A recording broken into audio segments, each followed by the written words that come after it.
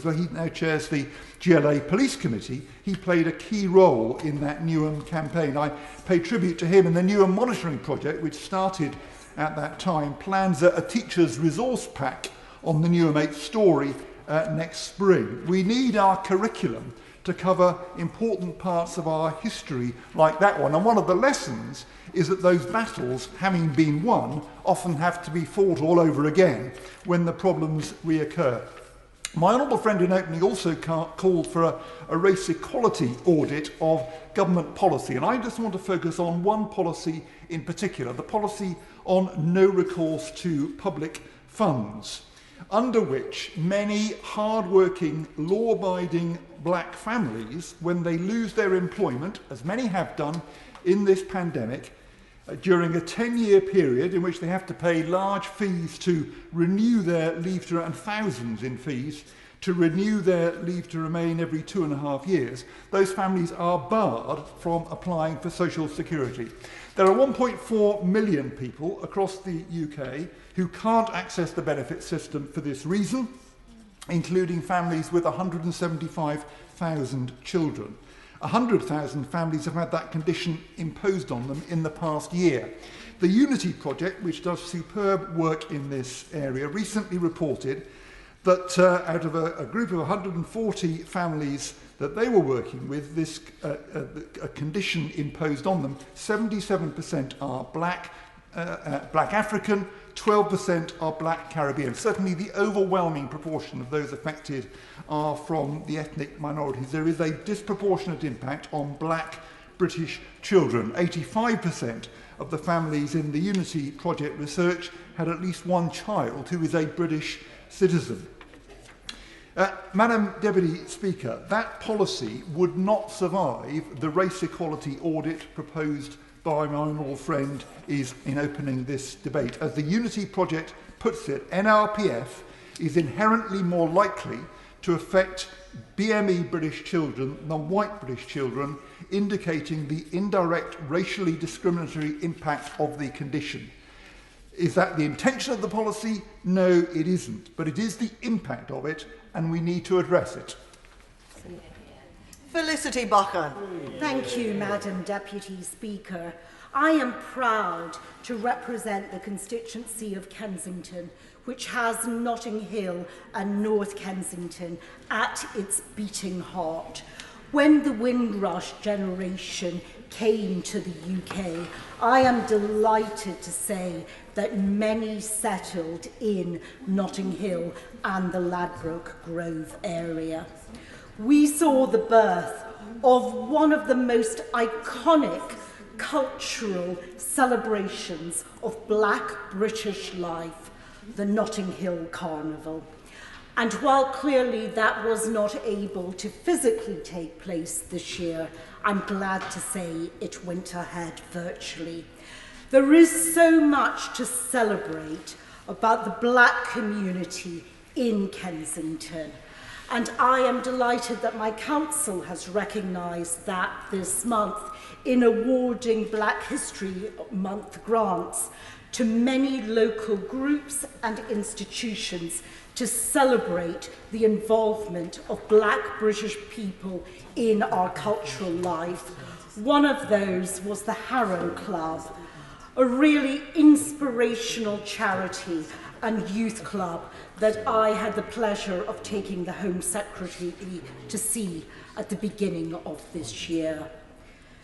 Now, there is so much talent in the black community. It's been referred to in the arts, in media, in film, in sport. We must harness that talent. We must also understand that that talent is not only in the creative arts, it is also in business, which is my background. There are so many talented black people in the corporate world, so many young, talented black entrepreneurs in my constituency who want to go out there, set up businesses, create wealth, and create opportunities for the wider community. Now, we must also recognise the challenges in the black community, a number of which have been referred to. Clearly, the treatment of many of the Windrush generation by successive governments, Labour and Conservative, was unacceptable. Now, those injustices cannot be unwound, but I am glad to say that the Home Secretary has accepted the recommendations of the Wendy Williams Review. The recent coronavirus crisis has also shown health inequalities. Again, I'm glad to say that my honourable friend on the front bench is leading on 6 new research projects to look at the correspondence between COVID and ethnicity. And if we look at average hourly earnings, they are still less amongst black people in the age group of 30 plus. But interestingly, between blacks and whites, it is almost even up in the 16 to 30 year age group. And interestingly, the Chinese community and the Indian community surpassed the white community in both of those age groups. That's why this government's agenda of levelling up is so important. And it's not only levelling up between the north and the south, it's levelling up within our inner cities. I believe passionately in equality of opportunity, and that's equality of opportunity in education, in the workplace, in healthcare. So let us celebrate the huge contributions that the black community have made to Kensington and to the UK, and let us look forward to even more in the future. Flora Anderson. Thank you, Madam Deputy Speaker, and I would like to echo the congratulations of other members to the Member for Erithing Thamesmead for securing this very important debate, which I'm sure will be very influential in the life of our country. In the aftermath of the killing of George Floyd, over 500 people in Putney, Roehampton and Southfields contacted me wanting to know what action would be taken, because they found that this really struck a chord with their own lives, their own experience, and the society that we don't want to be in this country.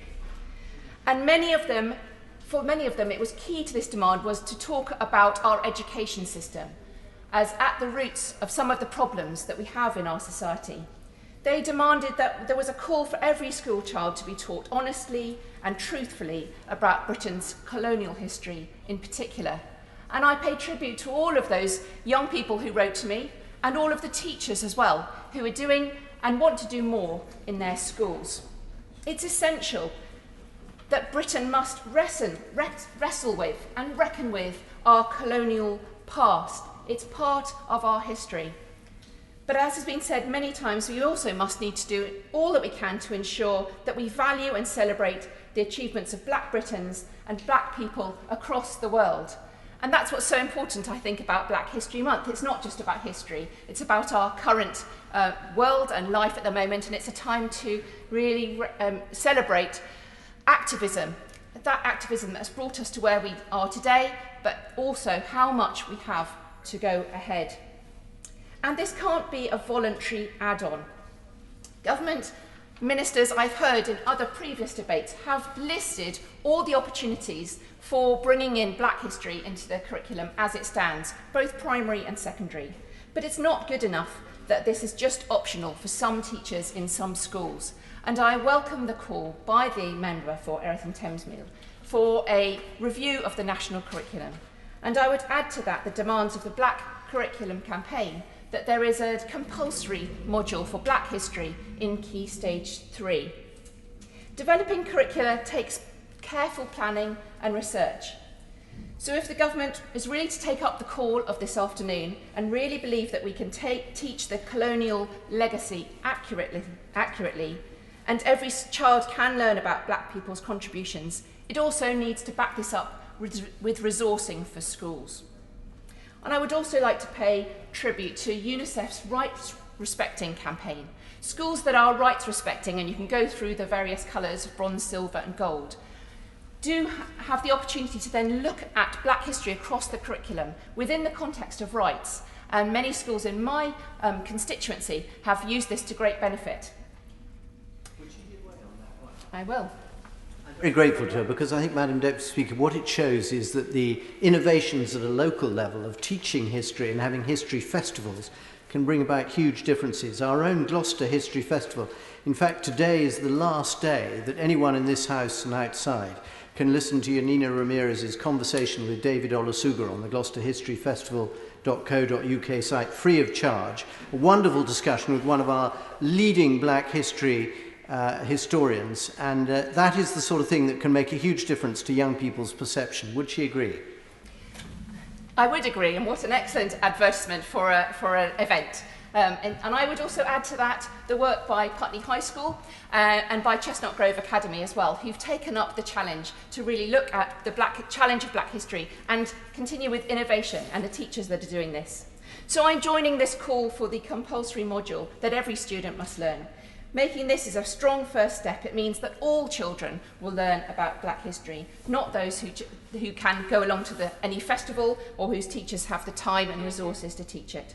A compulsory module will require, as I've said, will require teaching, training for teachers and the development of resources. And so I'm joining the call for the Department for Education to put in place a plan for the proper teaching of black history across our curriculum.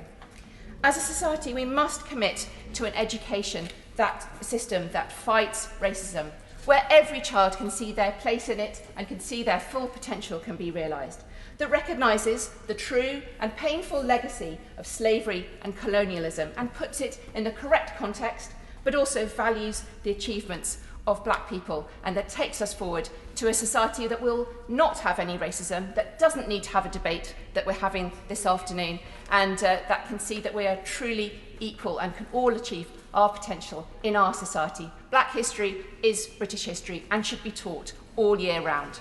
Thank you. Duncan Baker.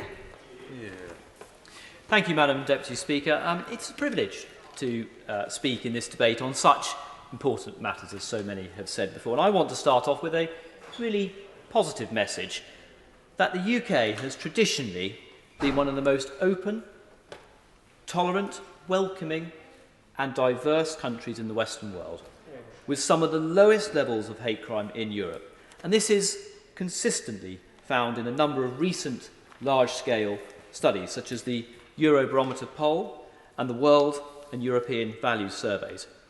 We can be clear that there is much more to be done.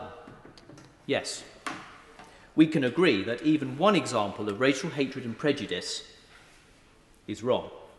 Yes.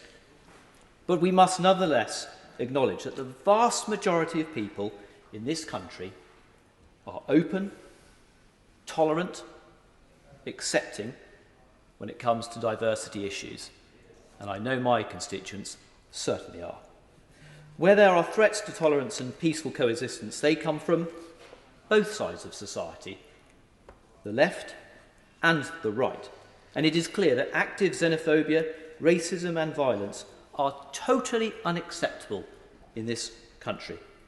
And we should challenge that by responding swiftly with the full force of the law, and rightly so. Black History Month is a great opportunity for celebration. But on education and curriculum, I think equally we should be clear and tackle some other areas, such as the cancel culture, where attempts to close down debate, discussion and learning in our universities and other educational institutions, and seeks to influence society by instilling sometimes political ideologies into what should be a neutral and fact-based educational curriculum. In my view, we must not politicise education. Where that happens, it is a feature of some of the most oppressive regimes in the world.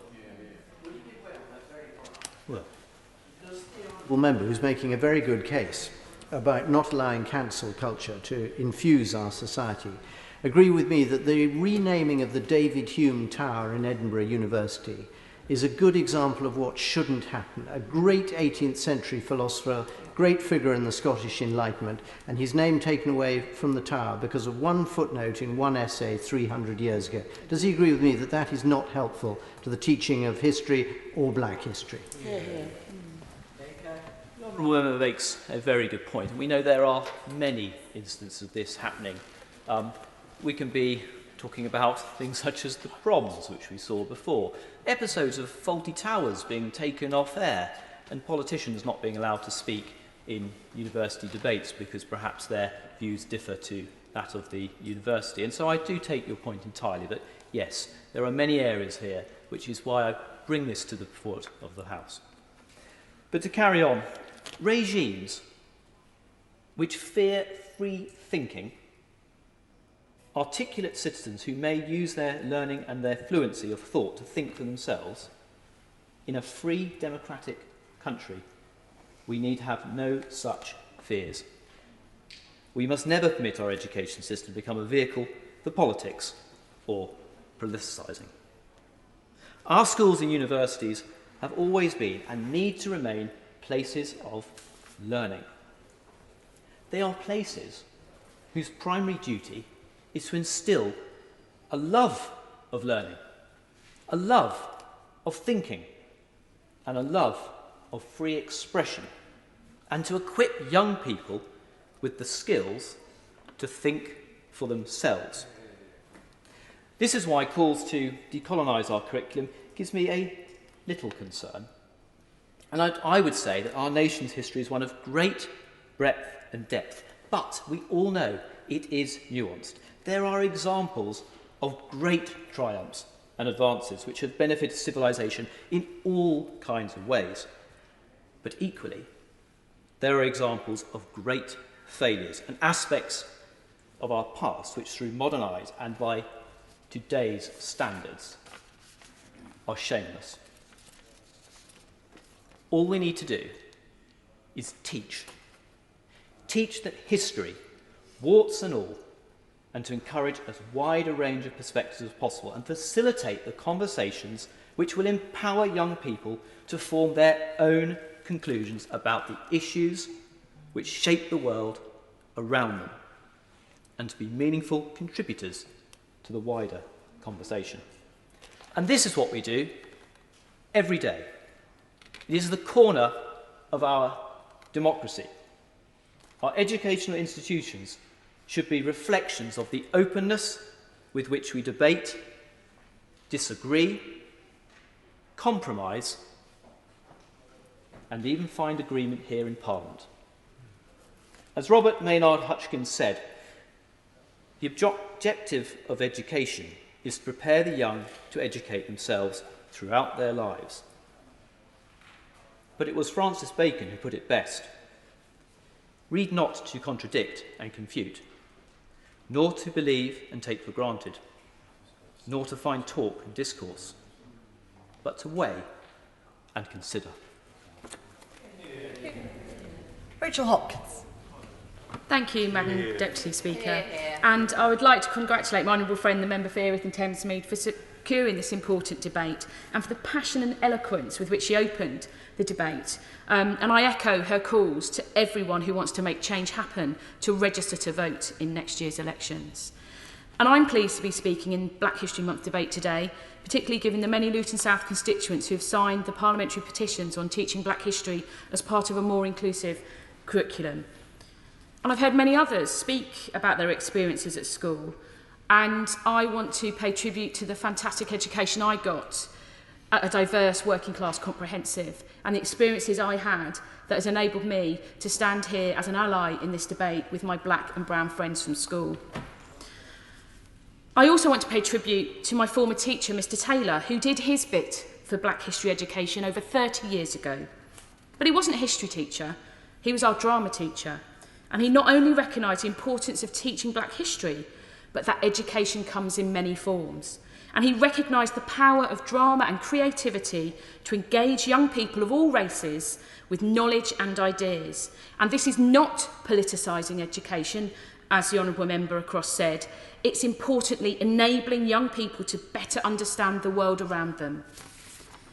And so, like I said, this is how a diverse bunch of working class kids from a comprehensive in Luton in the 80s learned about the life and actions of Martin Luther King and the wider civil rights movement in America, through creating a play of his life in the form of a Greek tragedy, with the chorus reiterating that Martin Luther King, he was black.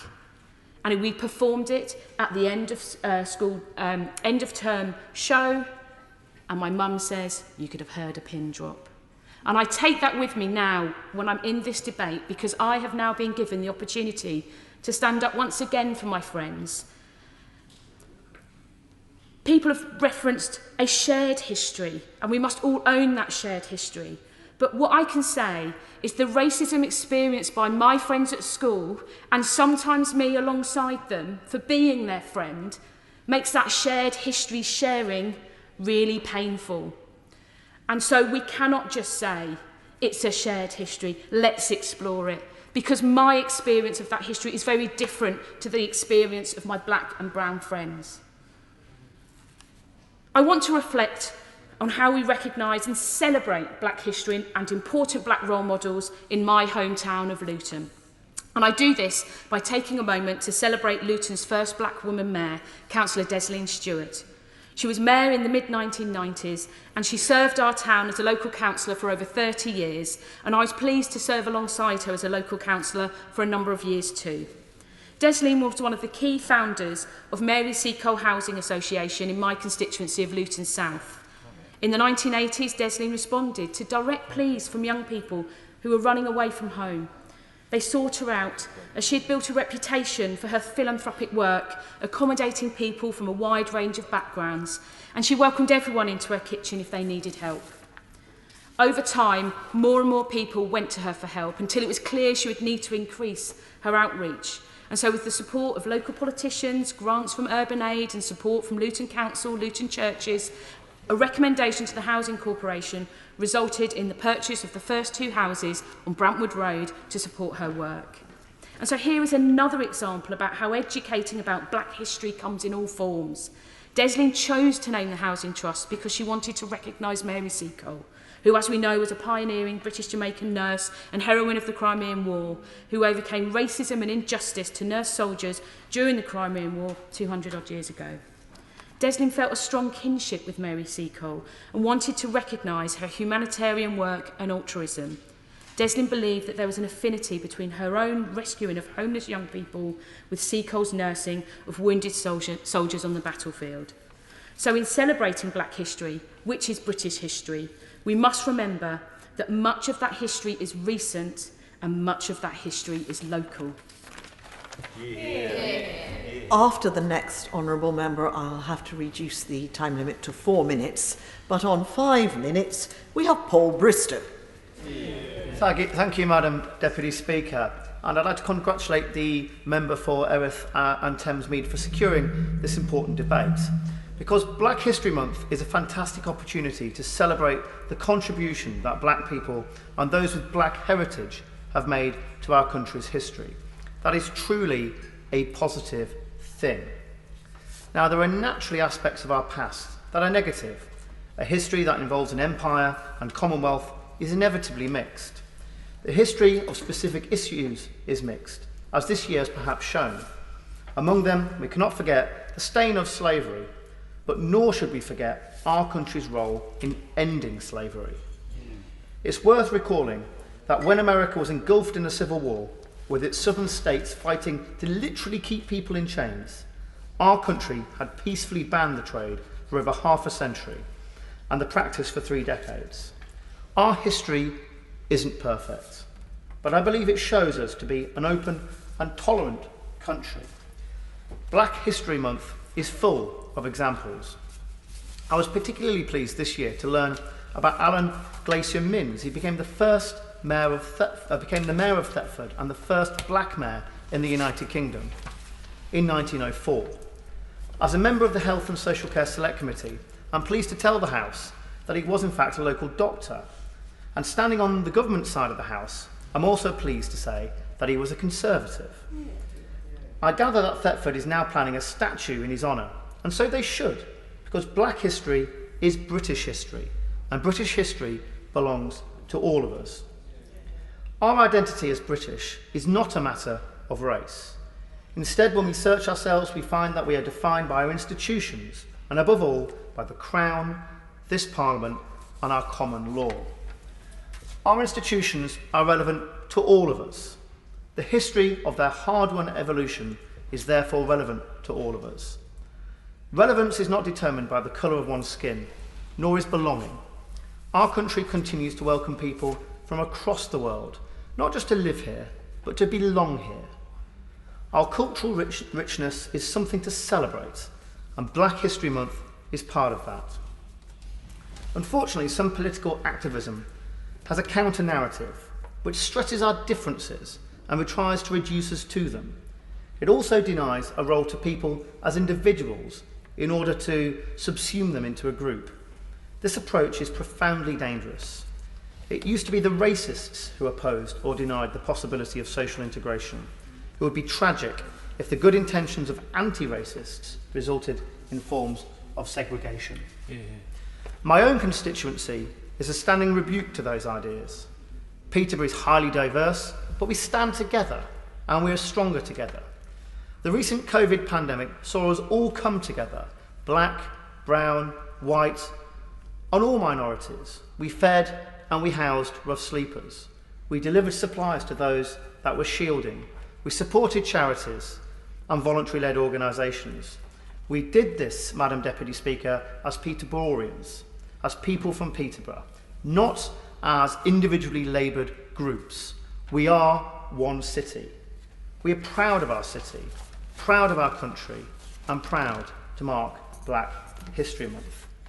And I'd like to pay tribute to Bernadette Amendi, or Sherry, as she's often known, because she is the chair of the Peterborough Racial Equality Council and the Black History Month Committee. Sherry and her team are a tremendous force for good in my city.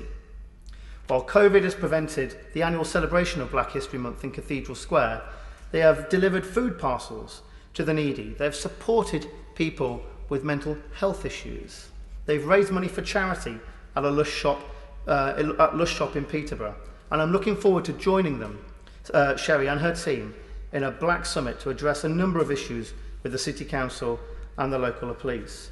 She recognises, like I, that we won't be able to reach our potential as a country and as a city unless people of colour also reach their potential. No one symbolises my one city message more than Sherry and her team, and they make me proud of Peterborough. Yeah. Bob Seeley. Thank you very much indeed, Madam Deputy Speaker. Black History Month, I think, originated in the United States, where it's also known as African American History Month, and it was created to remember important people and events in the history of African diaspora there.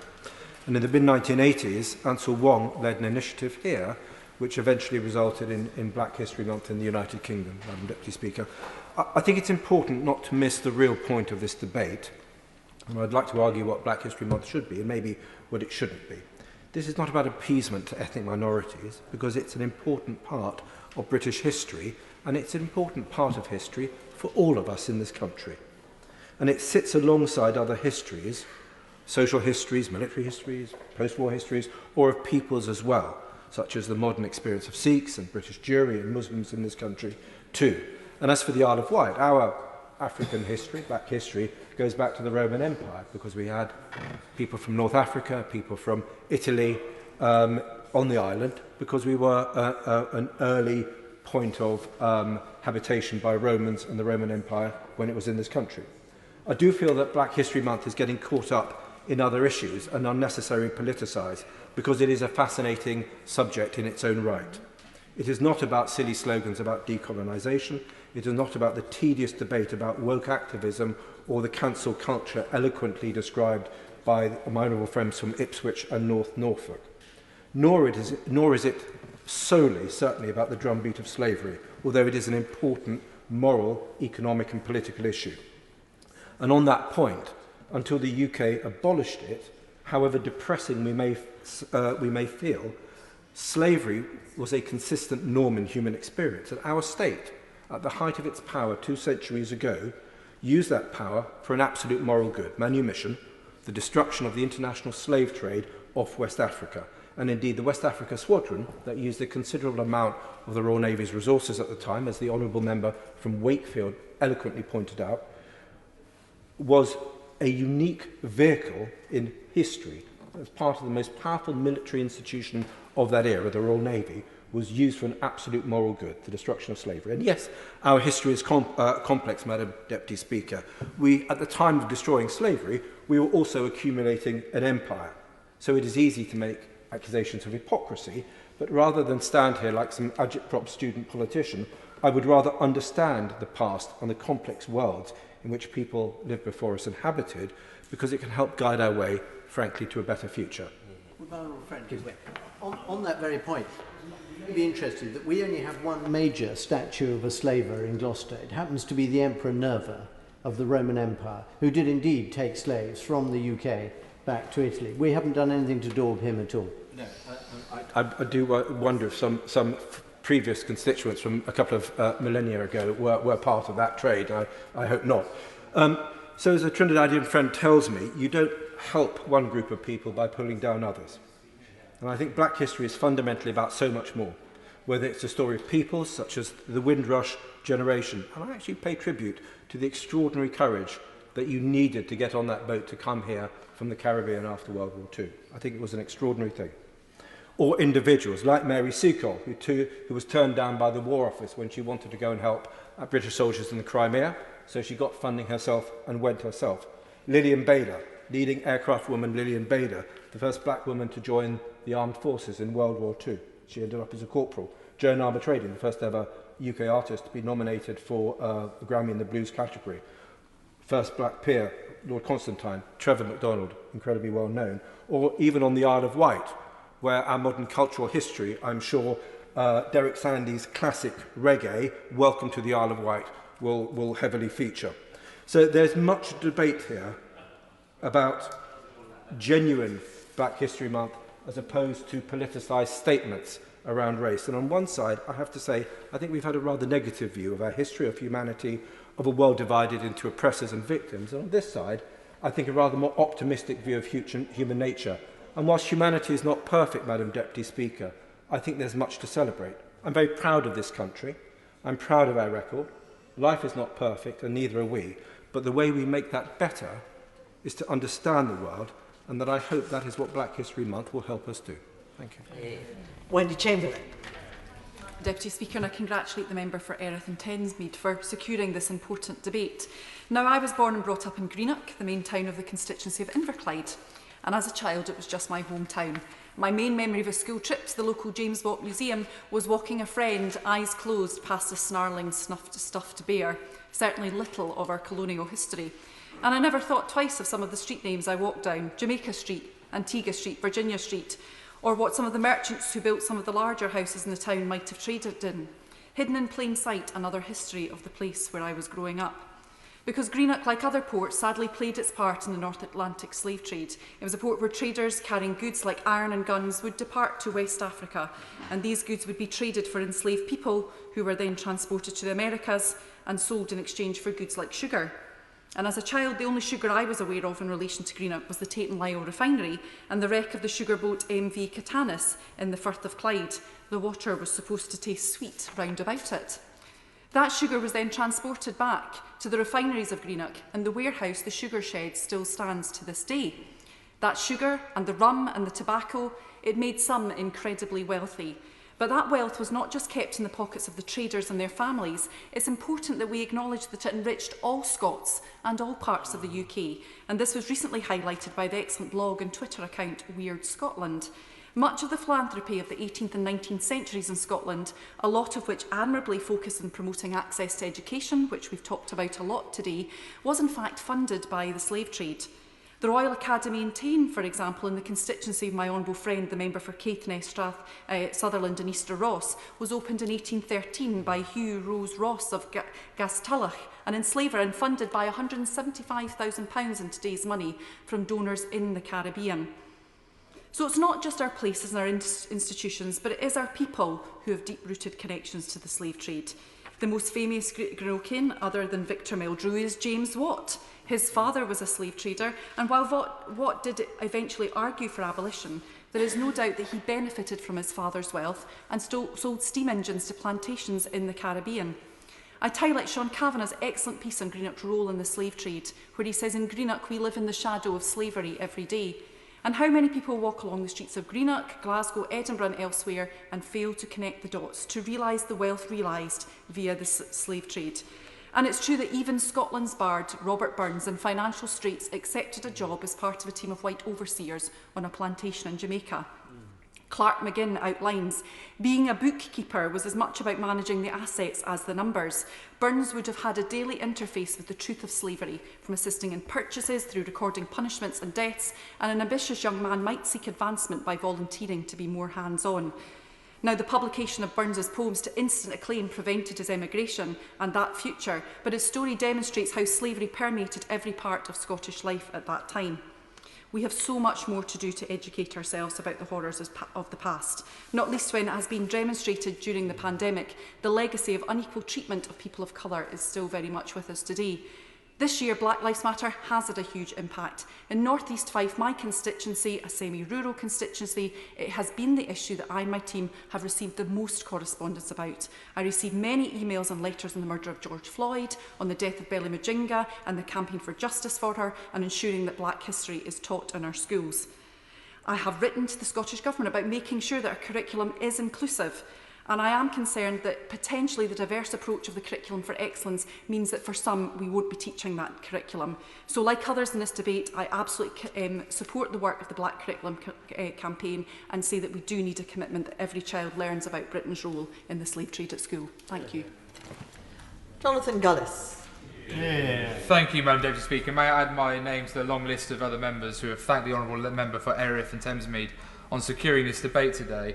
And I refer members to my register of interests, as before entering this place, I worked as a secondary school teacher and taught citizenship, history and religious education. Black History Month was always celebrated in every single school I worked in. A variety of specific tutor activities, assemblies and lessons across all subjects were undertaken, and this created a vibrant and inquisitive environment in which students discussed challenging topics. We also taught about, in every school I worked in, the horrors of the transatlantic slave trade, ensuring that future generations understand that whilst history can be ugly, it is an opportunity to learn from the past.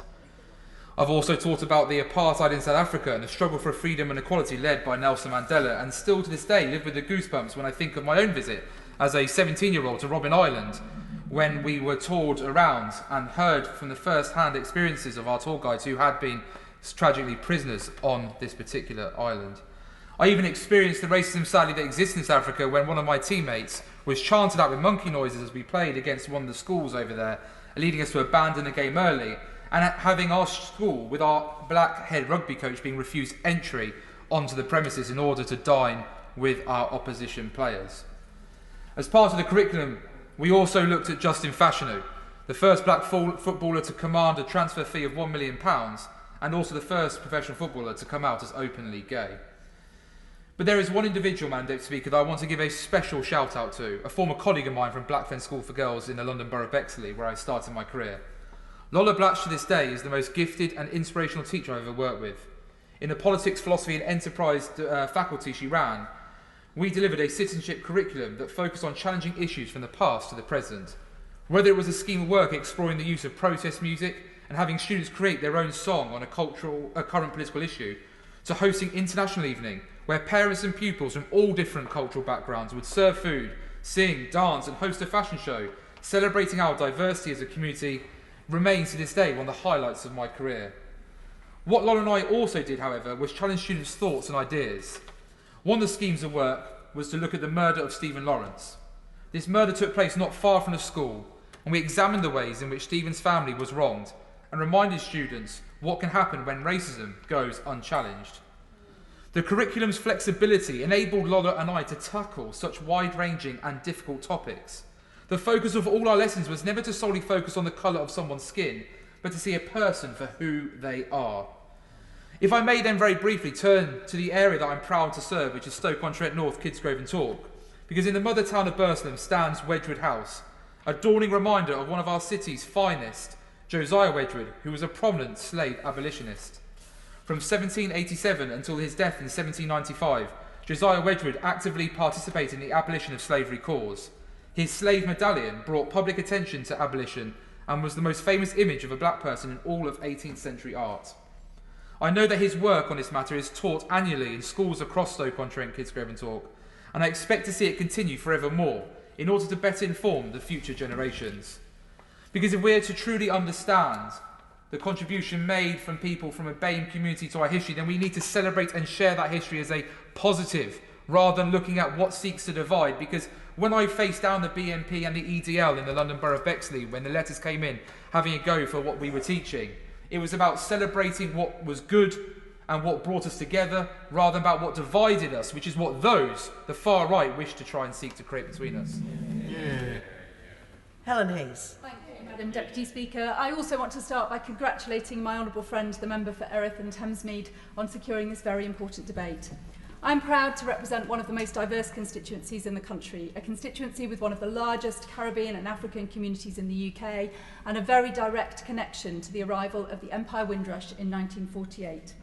In 2018, the same year that we celebrated the 70th anniversary of the arrival of the Empire Windrush, many of my constituents also found themselves victims of the Windrush scandal and suffered the terrible, deep emotional pain of rejection by the place they had understood to be their country.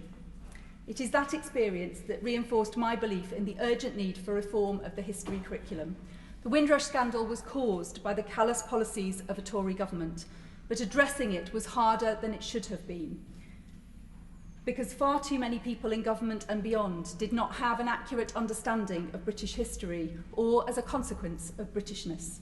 There was a catastrophic failure to understand that the Windrush generation had come to the UK as British citizens under the 1948 British Nationality Act. Addressing the Windrush scandal was not about regularising the status of Commonwealth citizens who had come to the UK in the decades following the Second World War, but recognising the status as British citizens that they had always had. One of the recommendations made by Wendy Williams in her Lessons Learnt review following the Windrush scandal was that all existing and new staff in the Home Office should learn about the history of the UK and its relationship with the rest of the world, including Britain's colonial history, the history of inward and outward migration, and the history of Black Britons. If such a programme is important for staff in the Home Office, surely it is important for every child being educated in British schools. Understanding that we are a nation of migrants, that every community and every family has a migration story, that every historical event can be seen from a range of different perspectives, and that telling the story of everyone who was there matters. These things help us to find the things we have in common and help to build cohesion. In our divided society, this is more important than ever. Curriculum reform is not difficult. There are brilliant resources readily available, and I would mention in particular our migration story, developed by the Runnymede Trust, Manchester and Cambridge Universities, and the Arts and Humanities Research Council, the Black curriculum and existing GCSE modules by Edexcel and AQA, currently taught to less than 10% of students. And I want to mention the fantastic work by Lambeth Council to improve the attainment of Black students in the borough under the banner Raising the Game, this month distributing Patrick Vernon's brilliant new book, 100 Black Britons, to every school in the borough. Curriculum reform is simply about taking this good practice and ensuring that every child in the UK is able to benefit from it.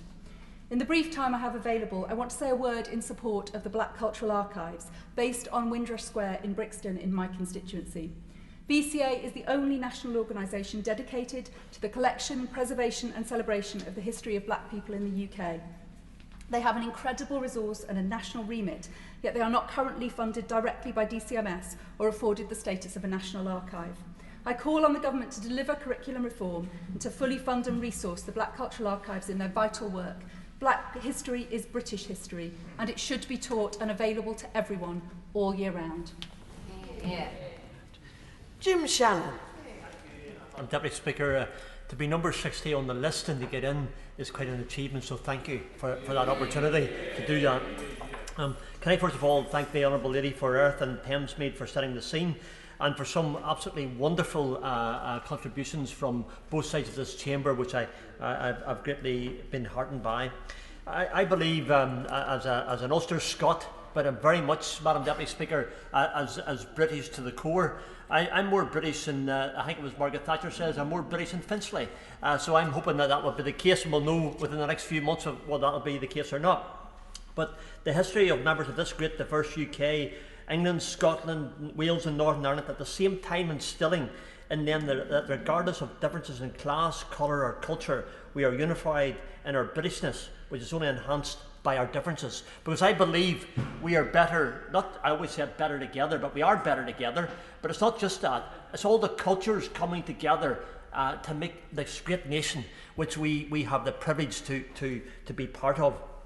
Black history, I believe, is British history. The same as Ulster Scots history is British history. And I want to commend the Honourable Lady, she's not here, the Honourable Lady for Chipping Barnett, who brought an adjournment debate one night on this very issue, and I thought she hit the scene extremely well and set the tone, and there were some wonderful contributions from other members to that. A hero of mine over the years, and that was Martin Luther King. He had some wonderful comments that he made. He was a man of God. He's also a man who had a social conscience. He's a person who spoke up for other people, and that always intrigued me. And it's probably the reason, Madam Deputy Speaker, why Dr. Paisley, who formerly sat in this House, was a person as a young boy in the late 60s and early 70s, that I resonated with him as he spoke up for others. But Martin Luther King said this: "We must judge by the content of character and not the colour of skin," is a lesson I believe that every school should teach, and that every single adult in this place must put into practice. How much those words could be in our hearts of each and every one of us here, and I think that's a message we want to send out from this place tonight. I'm very much a part of a shared history, and I make this as my last comment in relation to this, Madam Deputy Speaker. I'm very much from a unionist tradition. I'm very much from an Orange culture. I belong to all of the loyalist organisations, the Orange Institution, the Royal Black Preceptory and the Apprentice Boys. But at school, whenever in the late 60s and early 70s, one of the teachers in my class says, "Would you like to learn Irish history?" Well, the response from the class was, "Yes, we did."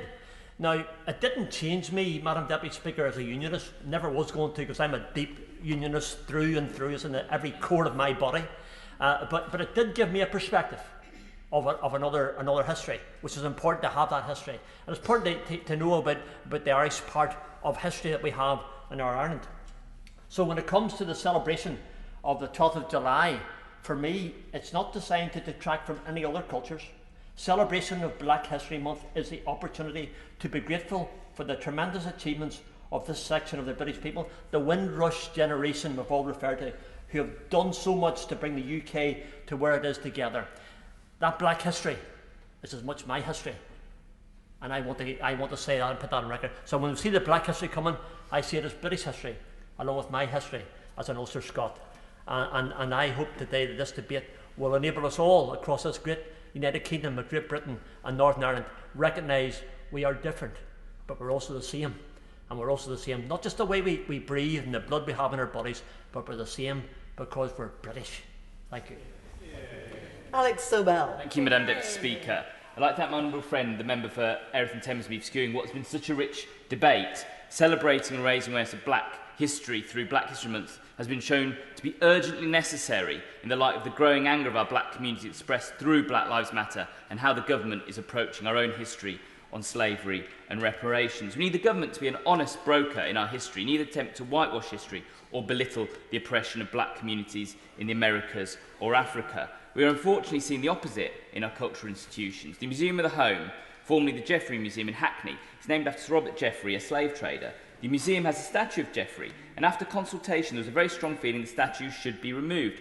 The decision should be one entirely made by the museum, who have curatorial freedom and a responsibility to listen to the local community. However, the Secretary of State for Culture, Media and Sport decided to intervene in the decision by writing to all museums with arm's length bodies arrangements. The letter did seem particularly aimed at the Museum of the Home and was quite extraordinary in its tone and overreach. The Secretary of State said in the letter, "Statues and other historical objects were created by generations with different perspectives and understandings of right and wrong.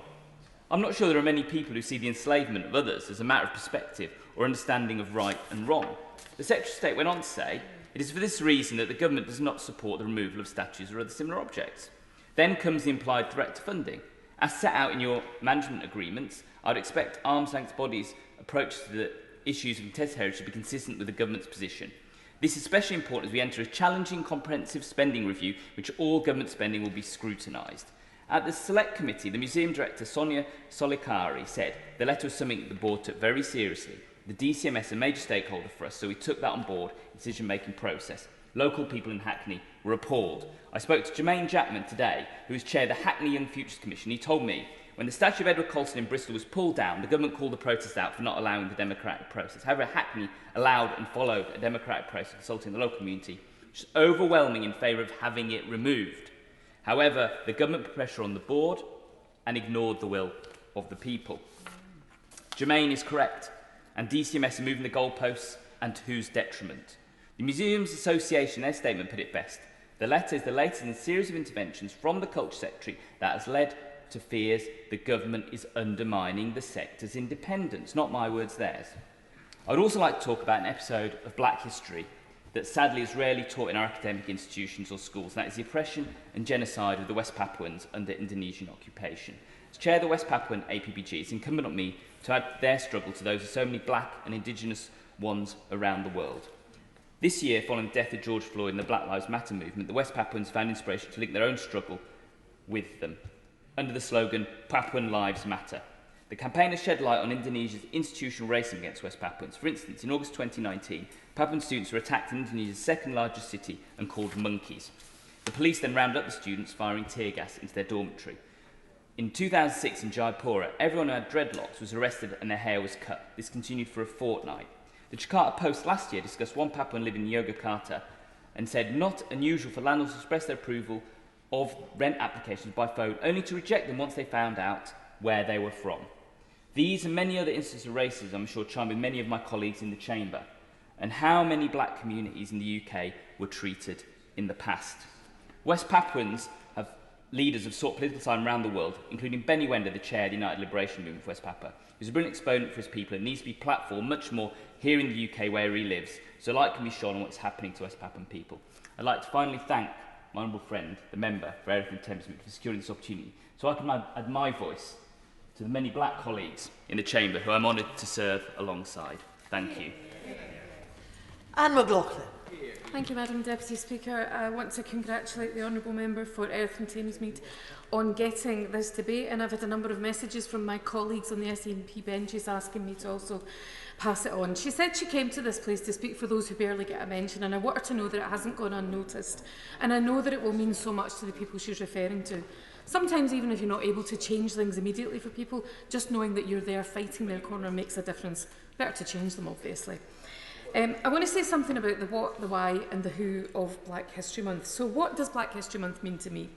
To me, it's something that, much as I love it, I wish it didn't have to happen.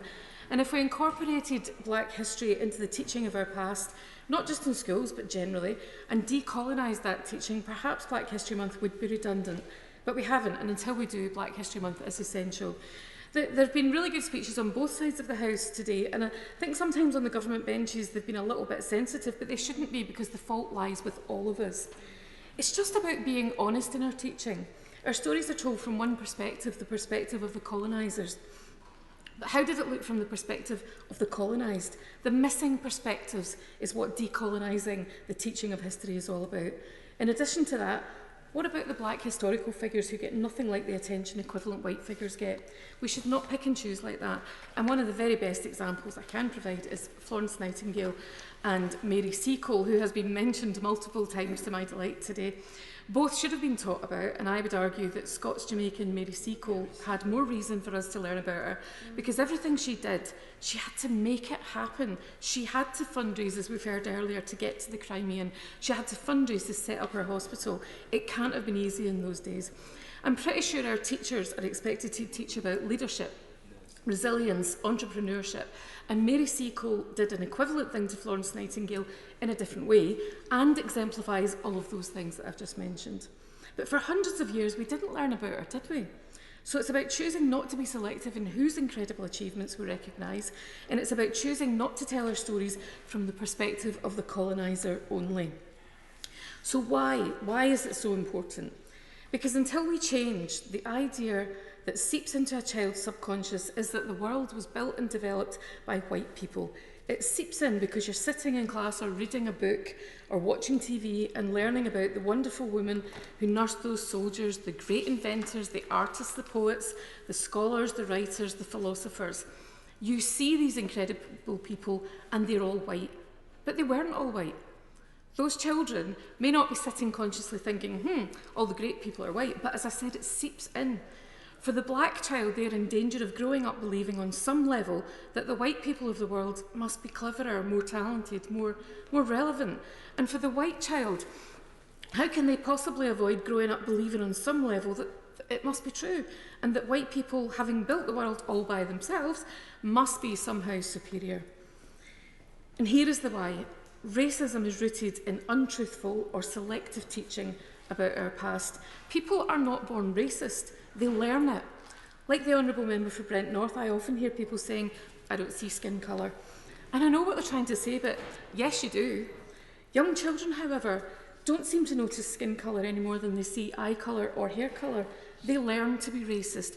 We, as a society, collectively, we teach them to be racist. But if black children and white children learn about the world from the perspective of all ethnicities, and they see and hear about the people of all ethnicities who've made their contribution to developing our world, if what seeps into their psyche is more truthful, we won't stop racism, but I'm convinced we will reduce it. So on to the who. Who am I talking about? Well, I don't have time to list everyone I want to, so instead I'm going to table a series of EDMs till the end of October featuring a different figure in Black history each time. I've started already and I'd invite friends across the house to join me in doing it. But I do want to talk about one person in particular, and that is Andrew Watson, a Scots Guyanan who was the first black professional footballer on these islands. He was also an engineer, so a high achiever. His highest achiever, however, spoken like a true engineer, his highest achievement, however, was that he played for the Scotland football team on 3 occasions, captaining the side in his first match. Most importantly, Scotland won each game. The consensus and smiles may disappear in a moment when I tell the Chamber that the first of those matches was played at the Oval in Kennington, and he led his team to a 6-1 victory over England. The next match, I'm sorry I can't include you in this, the next match we beat Wales 5-1, and his final international we beat England again, but sadly that time it was only 5-1. But that's really why he's my hero. But I knew nothing about this man until about 10 years ago. There were efforts to get him recognised, and indeed my friend, the Honourable Member for Argyll and Bute, once made a documentary about Andrew Watson. He did it in conjunction with celebrated broadcaster and journalist, my friend and constituent, Stuart Cosgrove, who's also an author. And as an aside, his latest book is about Cassius Clay. Andrew Watson is now memorialised in the Hall of Fame at Scotland's National Stadium in Hampden. But why do special efforts and campaigns have to happen for people to be recognised? As the Honourable Member for Vauxhall explained, it took 12 years to get the statue of Mary Seacole. Madam Deputy Speaker, do you know that 80,000 people lined the banks of the Thames to celebrate Mary Seacole when she returned from the Crimean War? How on earth did we manage to whitewash her out of history until recently? Why did it take a campaign to recognise her? Madam Deputy Speaker, most people do not wish to be racist. I believe most of it is simply down to not knowing or not understanding. And part of our job in here is to help them. And I'd like to invite members to join the APPG on unconscious bias, of which I'm co-chair along with my friend, the Honourable Member for Brent North, who gave a brilliant speech today and who tolerated the nonsense from the other side of the House earlier on extremely well. Our first investigation is into unconscious racial bias, and we'll be having a public launch shortly, and I'll email round about it. And yes, progress has been made. It's just not enough progress. But I will share one story on that. My 17-year-old goddaughter, Tonian, texted me yesterday saying, I'm in class and I'm watching Uncle Graham on TV. Tonian's mum is white Scottish and her dad is black Jamaican. The Uncle Graham in question is my partner, who was featured in a BBC documentary made by Stuart Chisamiri. And it's called Black and Scottish. It's on iPlayer. Please watch it. It's absolutely brilliant. Here's a child of Scots-Jamaican descent seeing black role models featured in her education, and she was absolutely delighted. The icing on the cake was that she happened to be related to one of them. Earlier we heard the Right Honourable Member for Islington North note the decision by Glasgow University to make reparation for the way in which they benefited from the Caribbean slave trade. Is somebody trying to come in? Am I allowed? I certainly will.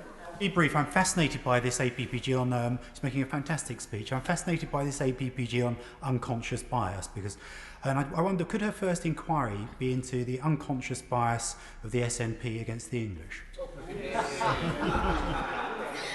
Well, maybe, Madam Deputy Speaker, we'll just change it. I'll need to speak to the Honourable Member for Brent North, but maybe we'll just change it to the conscious bias of the SNP against the Tories.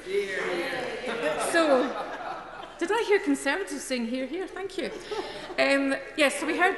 So, I've lost my place now. So, Glasgow University, the reparations that they are making for the way in which they benefited from the slave trade. It was the aforementioned Uncle Graham, in his role as chair of Flag Up Scotland Jamaica, of which I'm a board member, who approached Glasgow University suggesting they do this. And it's a lesson in life that if you don't ask, you don't get. The university, to its credit, agreed almost immediately, secured the services of historian Dr. Stephen Millen, did their sums and set about a fantastic reparation programme that's about much, much more than just the money. I want to end by saying something about tolerance. I've heard too many people in this place today talk about racial tolerance, about how Britain is tolerant, and I want to gently but firmly urge them to be careful about the use of that word, or be prepared to explain who exactly we are tolerating and what exactly they do that requires tolerance. Language really matters, and we should all, including myself, be ready to examine our own. Hear, hear. Marsha de Cordova. Thank you, Madam Deputy Speaker, and let me start by saying I'm truly honoured to be closing this debate for the official opposition. And I want to begin by congratulating my friend, the Honourable Member for Erith and Thamesmead, for securing this important debate, and a thanks to the Backbench Business Committee for granting it. Members have heard today that this is the first debate on Black History Month for 5 years in this House. And I do hope we do not have to wait another 5 years before we have another debate, because this House should always have time to consider and debate issues of such great importance. Today we have heard speeches and contributions from dozens of honourable and right honourable members across this House, all of which has been done in the most part good-natured. There were a few parts not so. So many members have shared their stories from their own communities, including my honourable friend, who's not in her place, the member for Hampstead, who talked about Dr. Pip, who first stood for Labour in the 1950s in that election and was the second black person to become a Lord, or my honourable friend, the member for Erith and Thamesmead, who gave a powerful opening speech about the importance of Black History Month and why we need to celebrate it, and my honourable friend for Luton South, who shared her experiences growing up in the 80s and the education she had, and citing Mary Seacole, who many have cited in this debate today. Black History Month has been celebrated every year in the UK since 1987. That was also a historic year, as that year we elected the first free black MPs to this place. The late Bernie Grant, Paul Boateng, and the Right Honourable Member for Hackney and Stoke Newington. In Black History Month, we aim to highlight and celebrate the contributions of black people who may not be part of the black history or our curriculum. And this Black History Month is even more important as we face the global health pandemic and the Black Lives Matter movement, which has shone a light on some of those structural racial inequalities experienced by black people here in the UK and across the world. The tragic murder of George Floyd by white police officers in the United States ignited a global show of solidarity through the Black Lives Matter protest. Thousands of people from different backgrounds came together to demand fundamental change and challenge the racial injustices in Britain today. Racism is a systemic problem and does require systemic solutions. And as my honourable friend for Streatham says, it is not enough to merely say you are not racist. It is to be an anti-racist.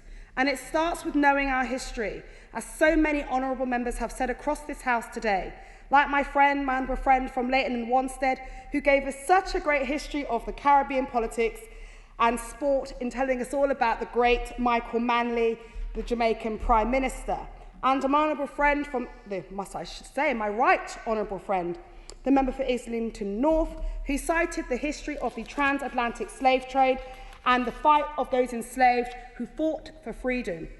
And he rightly cited those injustices and those disparities that exist. So we celebrate our history and be proud of our history. As many have said throughout this debate today, Black history is British history. Proud of people like the abolitionist Mary Prince, who has been cited, who wrote the first Black woman to write this book, published in 1831, or the first Pan-African conference that took place just down the road here in Westminster Town Hall in 1900, which was attended by people from Africa, the West Indies, the US, also included the attendance of John Archer, who I shall come on to shortly. But I want us all to know about the thousands and thousands of Black people who fought for our country in the First World War and succeeding wars, including the men who served in the British West Indies Regiment in 1915. The Windrush generation, who made such great contributions to our society. Many of them were among the first to work in the NHS, including members of my own family.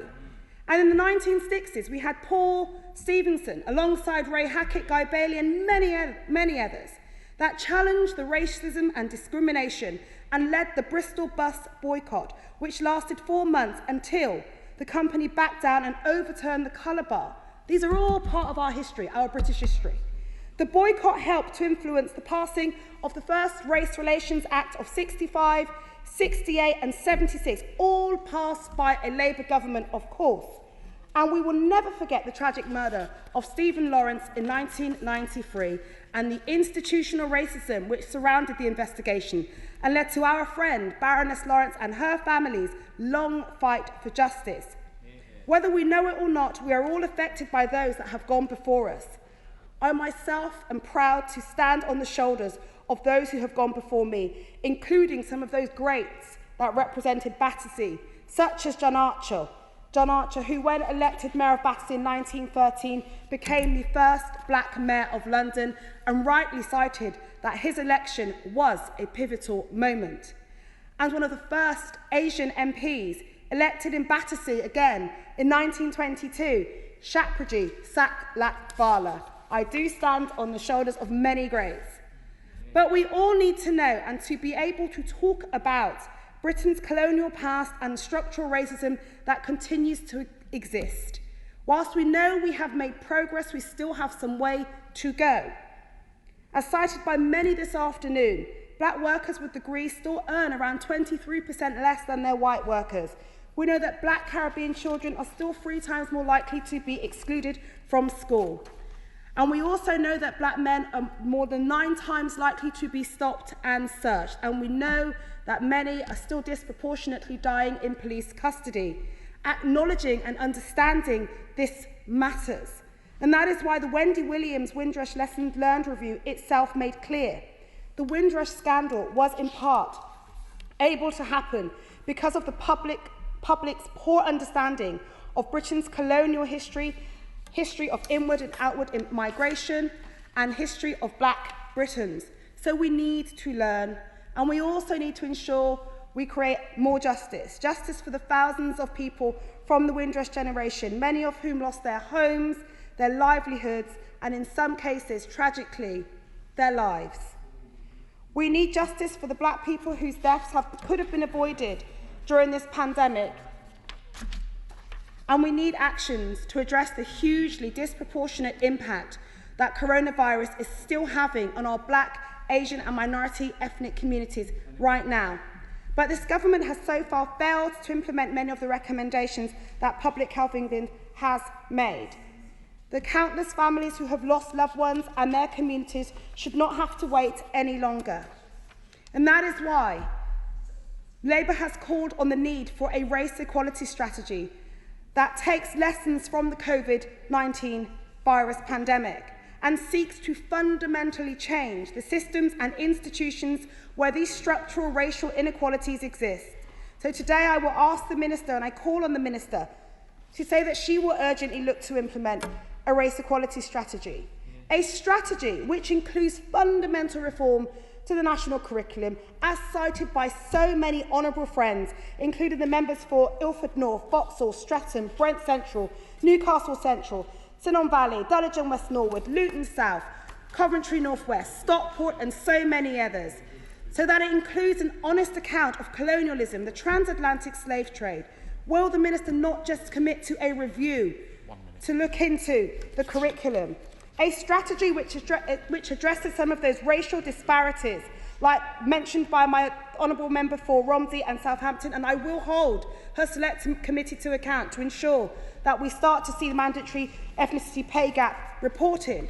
A strategy which seeks to implement the many, many recommendations that have already been set out on racial inequalities, whether that's the McGregor-Smith review, the Lammy review, Wendy Williams' lessons learned review, and countless many others. A strategy that really seeks to recognise all of our different ethnicities within Black, Asian and minority ethnic communities. There is so much more that this government can do and should do. The time is now to act. So as I conclude, this is why we continue to celebrate Black History Month, and we will continue to celebrate Black history because, as Marcus Garvey says, a people without knowledge of their past history, origin and culture is like a tree with no roots.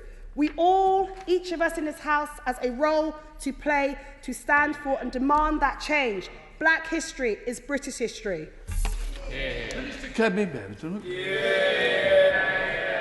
Thank you, Mr. Speaker. I'm pleased to be standing here at the dispatch box to close this much-needed debate on Black History Month, and I'd like to congratulate the member for Erith and Thamesmead, who's managed to be both a frontbencher and a backbencher today. It's quite a feat. And also the Backbench Business Committee for granting this debate and giving me an opportunity to speak on an issue that's very close to my heart. And also thank you to all those honourable and right honourable members who have made thoughtful contributions. I will speak as quickly as I can, and I'm afraid I won't be able to reference every speech, but I think that this has been a fantastic debate. This year, more than it has been for decades, race has been at the heart of our national conversation. Black History Month remains an opportunity to shine a light upon those whose contributions to our national history deserves to be better known.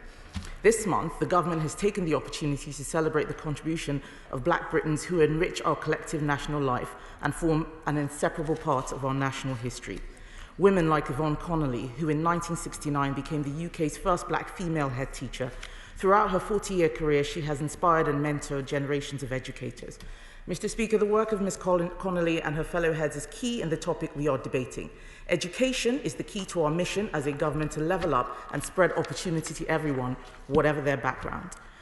Many members have said they want more Black history taught, but they don't seem to be aware of what is actually on the curriculum. Our curriculum is not the curriculum of 50, 40, or even 20 years ago. Children today are able to learn about the British Empire and colonialism, about the transatlantic slave trade and its abolition, and of how our history has been shaped by people of all ethnicities, as well as having the opportunity to study non-European cultures such as Mughal India or the Benin Empire, which is where my ancestors decided to have their own opportunity to take over the world in their own way.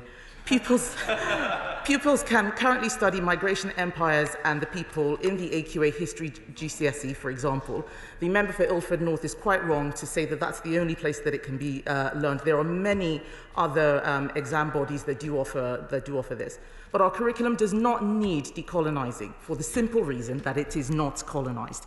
We should not apologise for the fact that British children primarily study the history of these islands. And it goes without saying that the recent fad to decolonise maths, decolonise engineering, decolonise the sciences that we have seen across our universities to make race the defining principle of what is studied is not just misguided, but actively opposed to the fundamental purpose of education.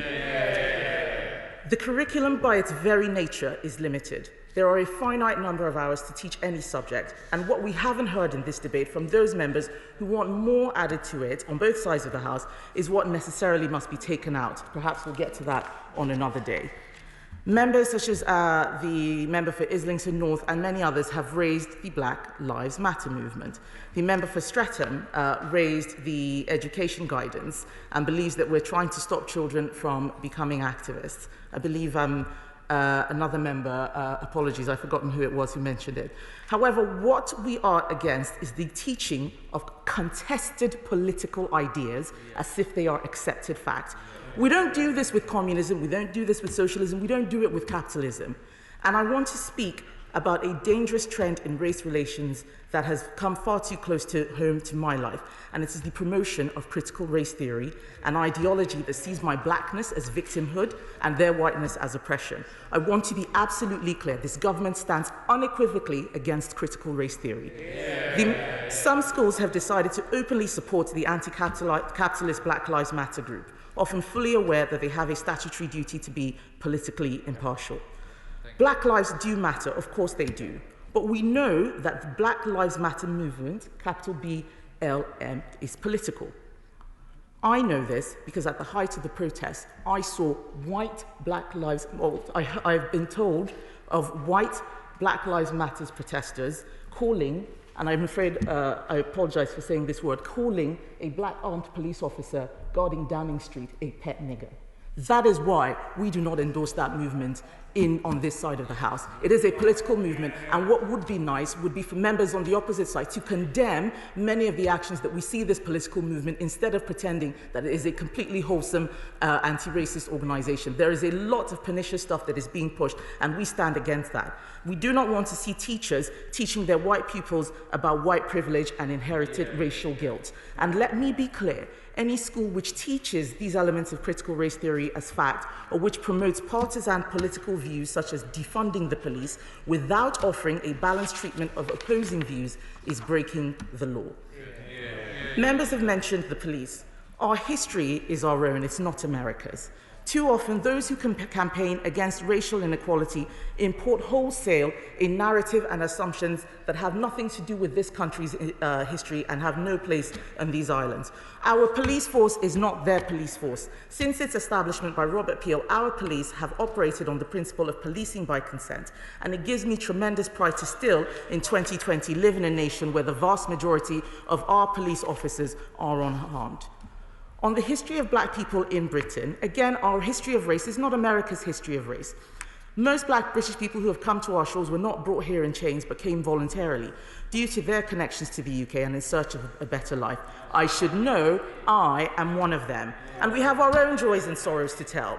From the Windrush generation to the Somali diaspora, it is a story that is uniquely ours. And if we forget that story, to replace it with an imported, Americanized narrative of slavery, segregation, and Jim Crow, we erase not only the history of Black Britain, but the history of every other community that has contributed to this society and has also been a victim of racism or discrimination, from the Pakistani community to the Jewish community. On delivering a race equality strategy, I've listened to members opposite talk about a race equality strategy. They know that this government has set up a commission on race and ethnic disparities, but they have not engaged with it.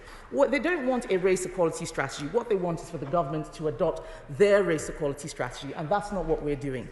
Mr. Speaker, we won an election just a year ago. I'm afraid I don't have enough time to give way. Mr. Speaker, we won an election a year ago. If members on the other side want to implement their race equality strategy, they should go ahead and win an election, win the support of the British people, and then they can have their way. But at the moment, this is a Conservative government, and we are going to do this in the way that we believe the people of this country want. I'm afraid I'm not giving way. I've only got 3 minutes, and I have more than 3 minutes of context, of content. Mr. Speaker, in her speech, the member for Brent Central says she hoped I'd learn something from her. Now it's time for me to give her a couple of lessons too, although I don't believe she's in her place. She said in her speech, we need to look at history and we need to improve it. Lesson number 1, you cannot improve history, you can only learn from it. What we can improve is the future, and that is what this government has been doing over the last 10 years. I won't reel out statistics in the interest of time. Other members on this side of the House have already done so. Lesson number 2. Black history is not the history of institutional racism. Listening to some members across the House, it's quite clear that they don't know the difference. It is not true, as the member for Liverpool Riverside said, that African history was interrupted by slavery. Also shows an ignorance of geography, because West African history is different from African history. As probably the only member of this House who actually grew up and went to school in Africa, I can tell you that's not what we're taught. Much more is taught about the history of black slave traders who existed before and after the transatlantic slave trade. In fact, the most notable statue in the city of Lagos, where I grew up, is that of Madam Tinubu. It's the biggest one. It's now equivalent of Trafalgar Square. She was a slave trader, but she was also a freedom fighter and a much-loved icon. Her slave trading is not celebrated, but her fight against colonizers is. In Nigeria, she's recognized as a complex character, as all historical figures are, and heaven help anyone who would try to pull her statue down. There is much that we can learn from Nigeria about how to handle the issue of statues. But why does this issue mean so much to me, Mr. Speaker? It's not just because I'm a first-generation immigrant. It's because my daughter came home from school this month and said to me, we're learning Black History Month because every other month is about white history. This is wrong, and this is not what our children should be picking up. These are not the values I have taught her. They are instead yet another sign of the pernicious identity politics that looks at individuals primarily as groups of biological characteristics. People often don't realize when it has taken hold, and I know that many of them are well-meaning. But what I really want to finish with is the story of Tom Molyneux. He was a black boxer who freed himself from slavery in the US, and he moved to England in 1809. I would have said so much more, but I'm out of time, Mr. Speaker. But what his story tells us is that this is a country that welcomes people, and that black people from all over the world have found this to be a great and welcoming country. These are the values as a black woman I'm teaching my black daughter. We must never take it for granted. And this Black History Month, let us celebrate the black talent we are blessed with, the progress we have made in accepting one another, and the contribution black people have made in making us who we are as a nation. Thank you. Thank you, Mr. Speaker. I want to thank the Backbench Committee again and all members of this House for contributing to this debate. This has been a very engaging debate, and I hope this continues. I want to also thank members of the public that responded to my call in terms of what I should discuss at this debate. I've met so many people that have been engaged. I also want to thank members of the public for recommending trailblazers for me to mention in this House today. I'm sorry if I wasn't able to mention everyone. There are just so many trailblazers out there, and we just need to learn all about them. I also want to say that I want to emphasise again that we really do need to have a race equality strategy and an action plan. And second, to diversify the curriculum. We must listen to members of the public. So many people have signed that petition asking us to diversify the curriculum. This is not about political point scoring. This is about listening to members of the public about what their needs are and looking at the stats that have been put out there. There's been loads of research that have been poured out by teachers asking for the curriculum to be diversified. I also want to say this is not also about identity politics. This is about understanding the true history of our nation in the UK, because we can only move forward if we learn the good, the ugly side of the politics. This isn't about glossing politics and making it pretty. This is not about attacking white people or attacking anyone because of their politics. This is about learning our true history, because it's absolutely important that we understand that to be able to move forward in progress. Order. I'm going to put the question because I think it's right. The House should put the question, but I technically should have done it, so I'm going to still put it. The question is, as on the order paper, as many of that opinion say aye. The contrary, no. I think the ayes have it. The ayes have it. In order to allow the safe exit of honourable members participating in this item of business and the safe arrival of those passive in the next, I'm suspending the House for 3 minutes. Order.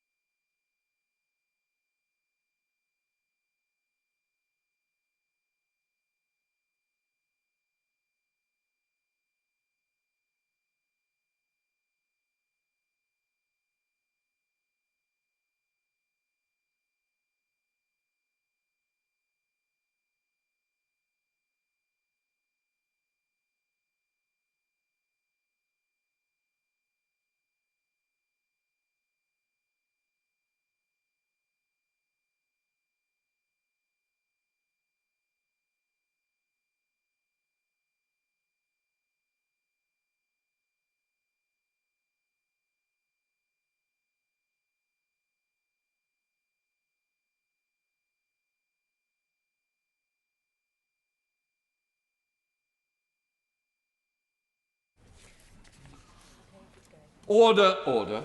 Before the Secretary of State for Health Social Care addresses the Chamber, could I just point out that British Sign Language interpretation of the statement is available to watch on Parliament Live TV. I now call the Secretary of State, Matt Hancock, to make a statement. Secretary of State. Thank you very much, Mr. Speaker. And with permission, I'd like to make a statement on coronavirus. The virus remains a perilous threat. Yesterday, Europe recorded its 7 millionth coronavirus case. Deaths in Germany and Italy have doubled in 7 days. And here, today's ONS statistics show that weekly deaths linked to coronavirus have risen to their highest level since the start of July. Cases among the over 60s continue to rise. And as Deputy Chief Medical Officer Jonathan Van Tam made clear earlier, it is the penetration of coronavirus into older age groups which gives the NHS the greatest cause for concern. So we must act where the virus is spreading. In the parts of the country where it's spreading the fastest, it is our sombre duty to take action necessary to protect people's lives and protect the NHS.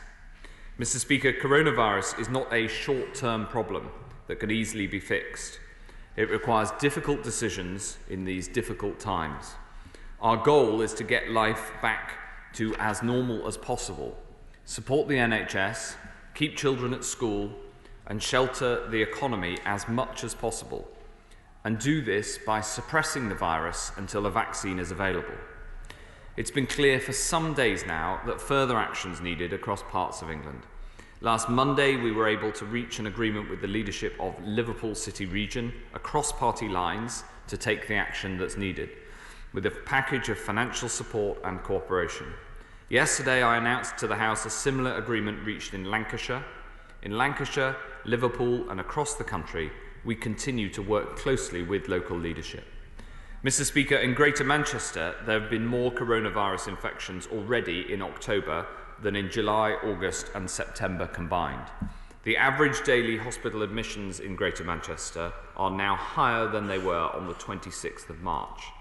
And there are now more Covid-19 patients in Greater Manchester hospitals than in the whole of the South West and South East combined. As a result, we need to take further action to protect lives and livelihoods in Greater Manchester. So, informed by this data, we've made the difficult decision to place Greater Manchester into the very high local COVID alert level, coming into force at 1 minute past midnight on Friday. This means that pubs and bars must close unless they're serving substantial meals. Households cannot mix indoors or in most outdoor settings. In some public outdoor spaces, groups must be limited to the rule of 6, and we strongly advise against travel into and out of the area. In line with the extra measures taken in Lancashire, casinos, bingo halls, betting shops, adult gaming centres and soft play areas must also close.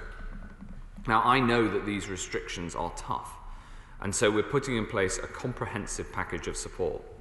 This includes the Job Support Scheme, which ensures those affected by business closures are still paid.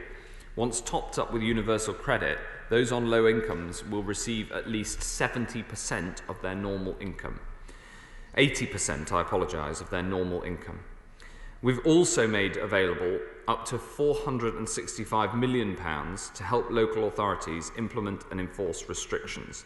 Greater Manchester will receive £22 million of this. And we will also work with local authorities to allocate testing and introduce local contact tracing. Over the last 10 days, we've sought to reach an agreement with local leaders. And unfortunately, we were not able to reach an agreement in Greater Manchester as we have previously in Lancashire and the Liverpool City region. As well as the support that I've outlined, we've made a generous and extensive offer to support Manchester's businesses. This offer was proportionate to the support that we've given the Liverpool City region and Lancashire, but regrettably, the Mayor rejected it. Of course, we do not want businesses in Greater Manchester to be disadvantaged, so that offer remains on the table. Our door is open to further discussions with local leaders in the coming days about business support. Mr. Speaker, I understand the impact of these measures, but we must take the decisions to save lives and ultimately livelihoods in Greater Manchester. And to everyone in Greater Manchester, I say this: throughout these difficult times for your great city, we will be by your side. And the best thing all of us can do now to protect our loved ones and to get back to normal as fast as possible is for everyone to come together to follow these new rules and for all to play their part in tackling this deadly virus. Mr. Speaker, the path through a pandemic is never straightforward. It requires all of us to make difficult decisions and tough sacrifices and to get the virus under control. I know that these local restrictions are hard and they're another sacrifice in a year full of sacrifices. But we must not waver now. We must persevere as we work so hard on the long-term solutions that will see us through and come together once again so we can look after the people and the communities that we love. And I commend this statement to the House. Shadow Secretary of State, Jonathan Ashworth. Well, as always, I thank the Secretary of State for advance sight of his statement, but I'm afraid that tonight, people across Manchester and the boroughs of Greater Manchester and towns like Stockport and Leigh and Bury, where I grew up, will be watching the news in disbelief, and they will be worried if they are affected by these closures. And they will be asking, why was it right to cover 80% of wages in March and then now, in the run-up to Christmas, cover just 2/3 of their wages in October? What happened to that Chancellor who plastered across social media soft-focused selfies of himself, boasting that he would support jobs and incomes and do whatever it takes? Because tonight, that Chancellor is forcing people on the national minimum wage to live on just £5.76 an hour, from whatever it takes to now taking from the lowest paid. How does he expect families to pay the bills, to pay the rent, to put food on the table, to pay for the school lunches, when 1/3 of their income has been snatched away literally overnight? And where is the Chancellor? He should be here to defend the consequences of his decisions that will mean a winter of hardship across the north. Now, I grew up in Greater Manchester. My dad worked in casinos in Salford. My mum worked in bars in Manchester. I know that across Manchester, people will want to do the right thing, but they won't be able to if 1/3 of their income is stripped away. Now, the leaders of Greater Manchester were prepared to compromise. They offered to settle for £65 million to support jobs and livelihoods. The government insisted on £60 million. But rather than finding the £5 million extra, the Prime Minister pulled the plug on negotiations and then this afternoon took £38 million off the table. What a petty, vindictive, callous response in a national crisis, Mr. Speaker. The Prime Minister may think he's punishing the politicians. In fact, he's punishing the people of Greater Manchester, Mr. Speaker. And this is the Prime Minister who has blown £150 million on face masks that weren't suitable for frontline NHS staff. He's blown £130 million on testing kits that turned out to be unsafe and had to be recalled. And he's spending £7,000 a day on consultants as part of his failing £12 billion test and trace programme. Now, given test and trace is broken and the virus is out of control, I've always accepted that greater containment measures are needed. But for measures to be effective, they need to command the consent of the people impacted. And people need to know how long these measures will last. The Secretary of State didn't tell us in his statement just now. And yet these restrictions also have been called into question by the Chief Medical Officer, who said they won't be enough. And these are restrictions that the Prime Minister admitted last week gives us only, in his words, a chance to bring the national R down. So how will the sacrifices the Prime Minister is forcing upon the people in the north bring down infection rates in the south? Because he knows to bring R below 1, further measures will be needed. He knows more areas are likely to go into Tier 3. This is about so much more than Greater Manchester. But people will watch tonight and say if a government is prepared to inflict this level of harm on its people in the middle of a pandemic in one part of the country, then they will be prepared to do it to people in all parts of the country as well. And the result will be a winter of hardship for millions of people. This isn't a game. It's about people's lives. People need proper financial support. This is a national crisis, and we won't defeat this virus on the cheap. Secretary of State. Well, Mr. Speaker, I regret that the honourable member, who so often is so reasonable, is choosing to play political games with political rhetoric tonight. As I said in my statement, the offer of the support is on the table. And to the people of Greater Manchester, I say that the offer of the same support that was agreed with the Labour leadership of the Liverpool City region, and I commend them for their work, and was agreed with the leadership of Lancashire, and I commend them for their work, the same offer is on the table and remains on the table. And I look forward in the coming days to working with the local councils right across Greater Manchester, and of course the Mayor, if he's willing to come back to the table, to make sure that we have that package of support for businesses in place. But crucially, it is incumbent on us all to send the same public health messages to our constituents wherever we represent around the country, but in particular in the areas where cases are rising, as in Greater Manchester, to make sure that we are clear about the part everybody needs to play to keep this virus under control.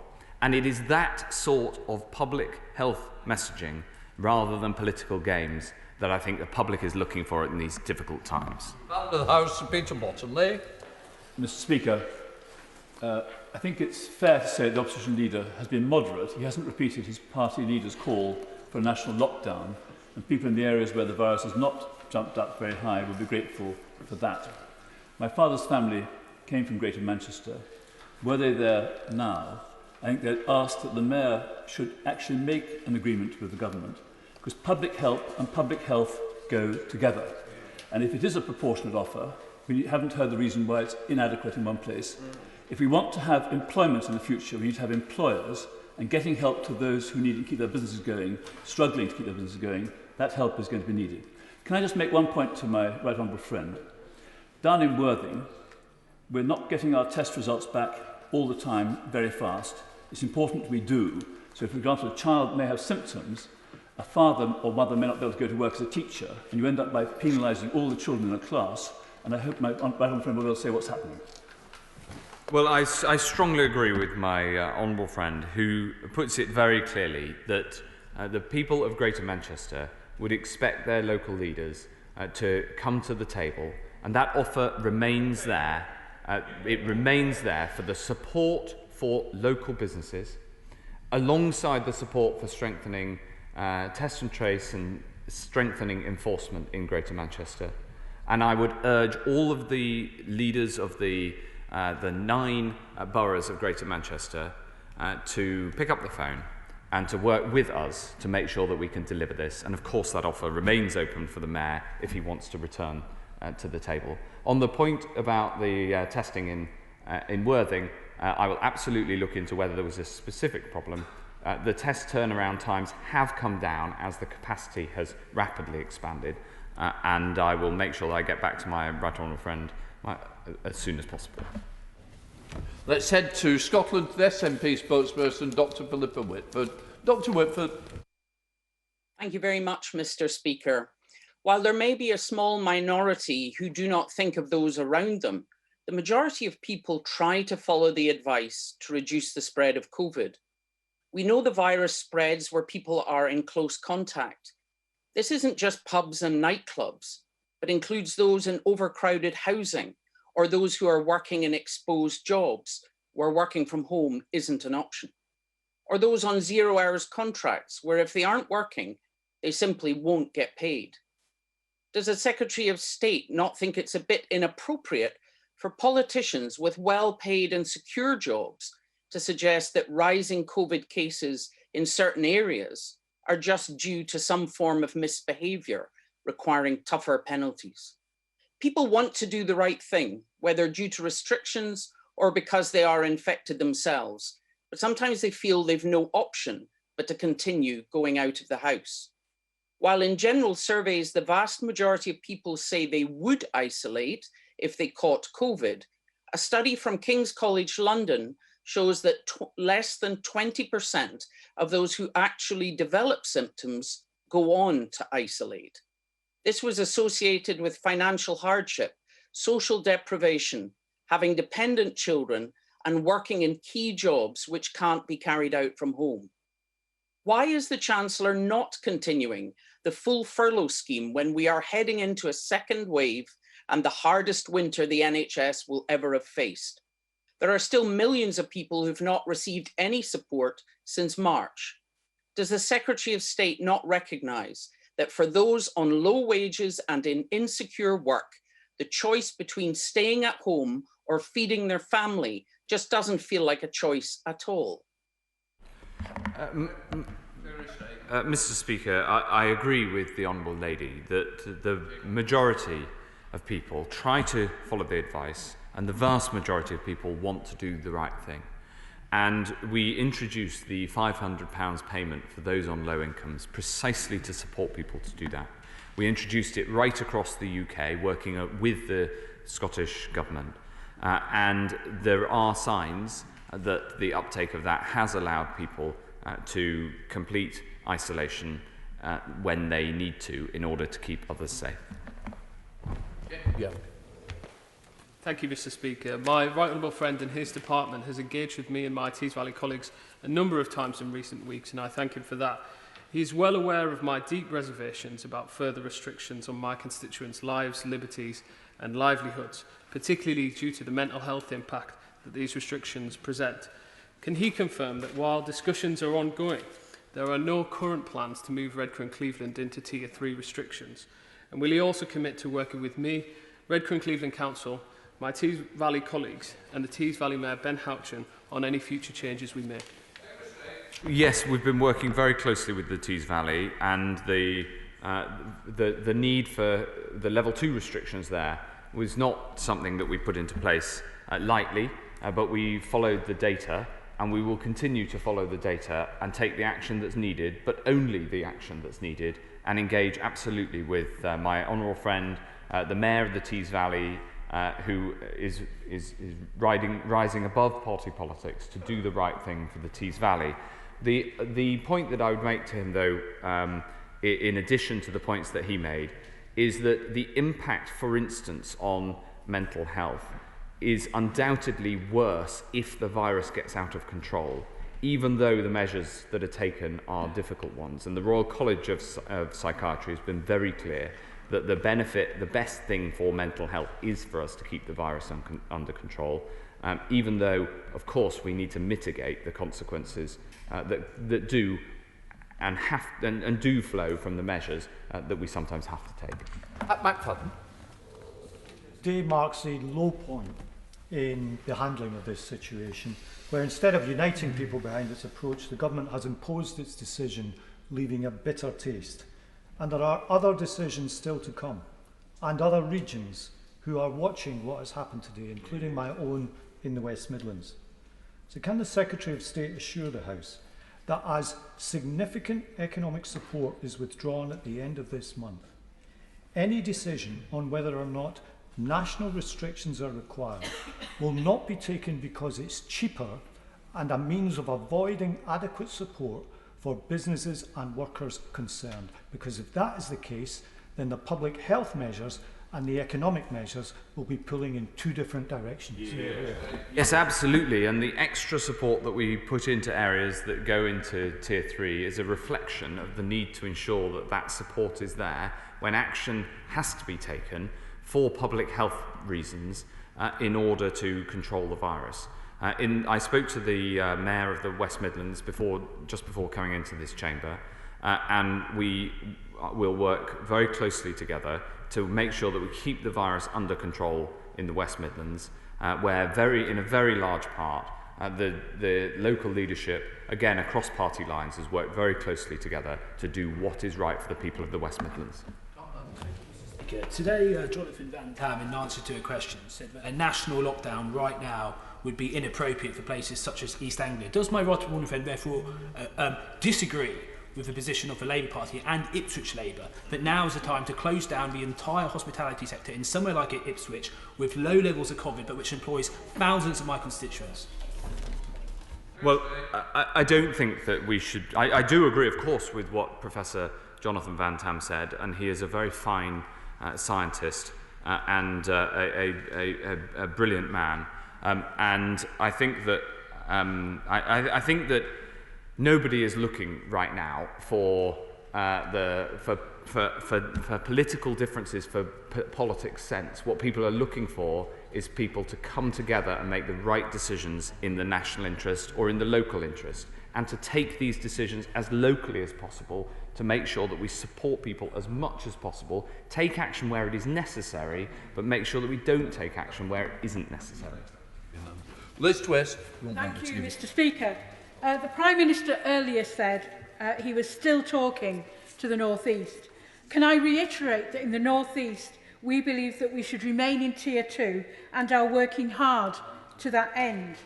What we do need is financial support for the test and trace work already being carried out effectively locally, and financial support for our hospitality, leisure and retail sectors who are taking the strain of current restrictions. So will he now fund the test and trace work being done so effectively locally, and will he urge the Chancellor to provide a financial support package for our hospitality, leisure and retail sector within Tier 2 to support our economy and our local people?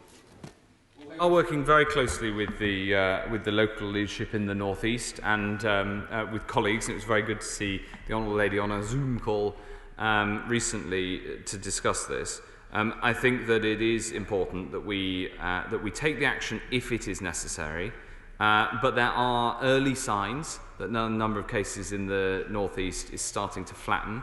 In the first instance, that is happening amongst younger people, and I'm still worried about the numbers of cases of over 60s, who of course the people who are most likely to end up in hospital or worse. So we will keep a very close eye on the situation, but we have no imminent plans to make a change. And were the clinical advice to change, that we needed to move urgently, then of course we would seek to do that with the support of the local area.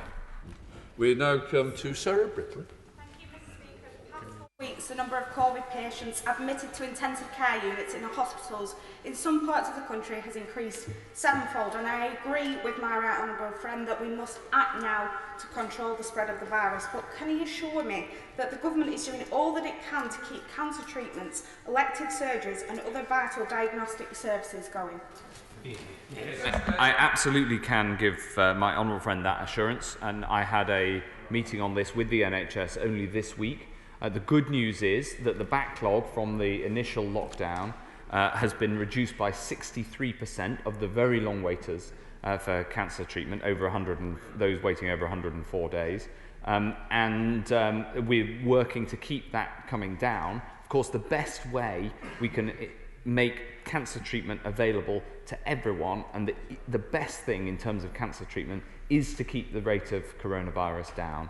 And on the point of fairness, representing a Lancashire seat as she does, I think it's really important that the proposals that we're making in Greater Manchester, the subject of the statement this evening, are equivalent to the proposals that were made for Lancashire, and it is only fair between different geographies that we have the same levels of support, especially neighbouring geographies like Hyndburn and Manchester.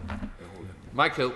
Thank you, Mr. Speaker. Mr. Speaker, I too am working hard with Tees Valley colleagues to keep the area out of Tier 3, but my constituents in Hartlepool are confused and seething with anger.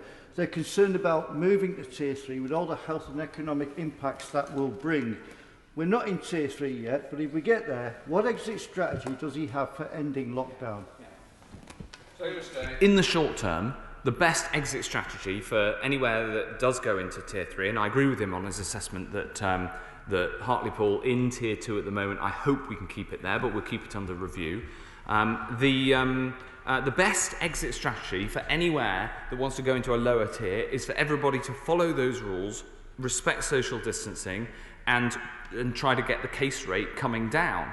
But of course, for the whole nation, indeed for the whole world, the best exit strategy is a combination of mass testing and a vaccine, and we're working incredibly hard to deliver both as quickly as feasibly possible. We need a long-term solution to COVID, as well as the short-term action that we're having to take.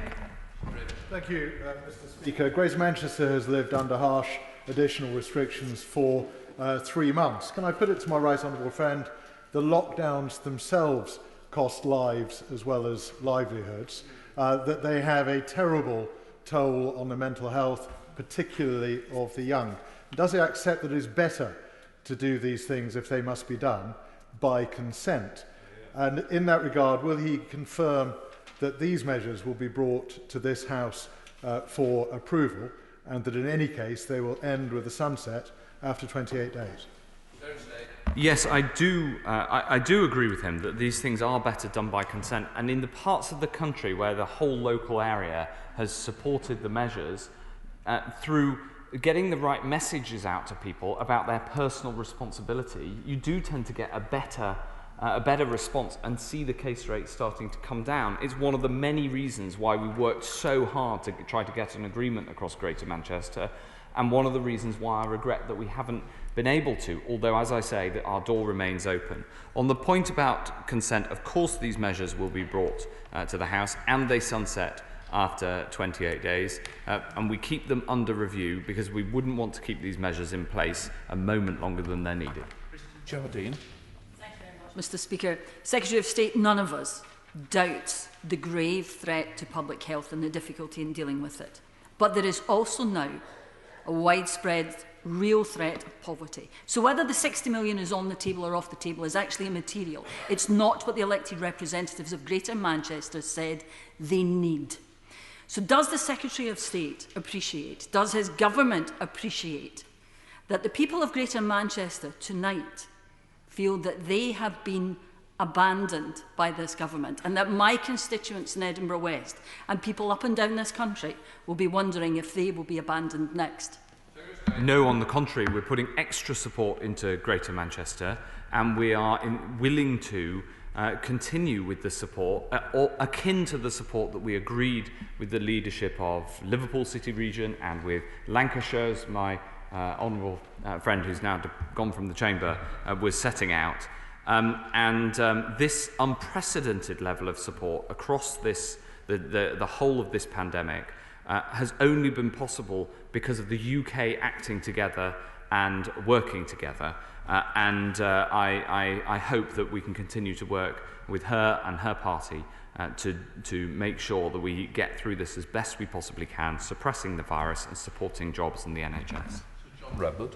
More action is needed to help livelihoods and save incomes. So will the government share and, if necessary, develop its work with the commercial and public sectors over how air conditioning systems, ventilation systems, heating systems, air extraction systems can be adapted or improved so that more of those commercial and public buildings can be kept open for proper use?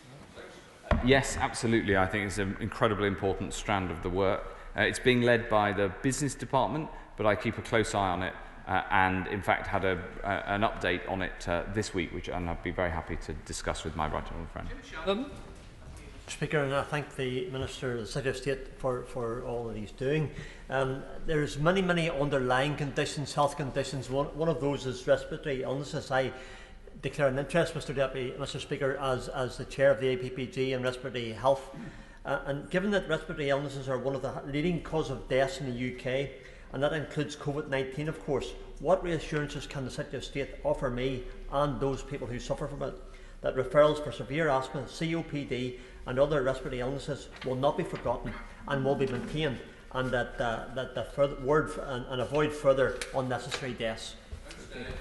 Well, we work very hard on this point, and actually to answer both this question and a question from my right honourable friend from Trafford, which I didn't answer.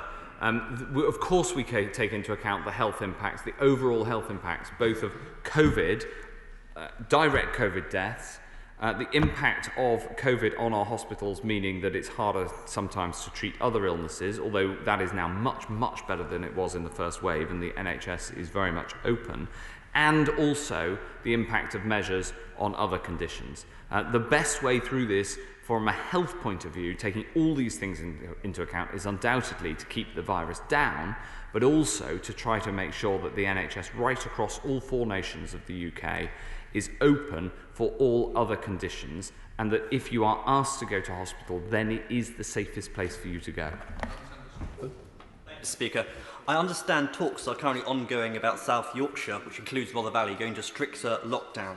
But before any decision is made, will he agree to get agreement between councils and local MPs so that local views, concerns and support is agreed in advance, especially around mental health and local businesses?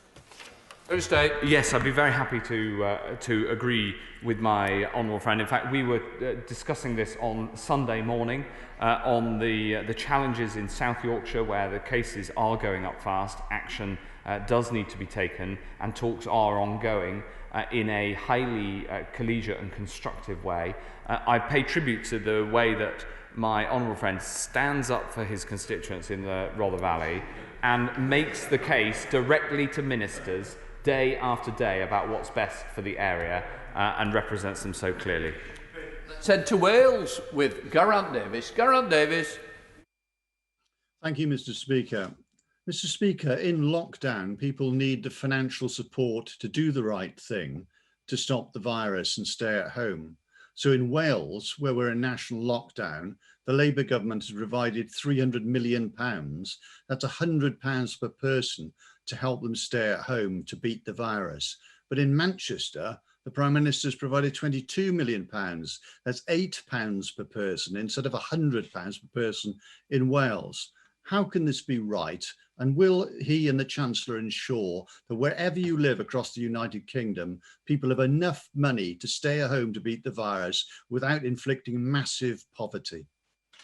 Well, of course, we've put in substantially more funding to not just to Greater Manchester, but the UK government is putting substantial funding into Wales that goes directly to businesses that are affected and have to close, that goes directly to individuals, both through the furlough scheme and the job support scheme, and of course universal credit, which is available to all those who lose their jobs and people in low-paid work. So in addition to the funding that it remains on the table, and I urge the local leadership in Greater Manchester to come back to the table, there is a very widespread support available.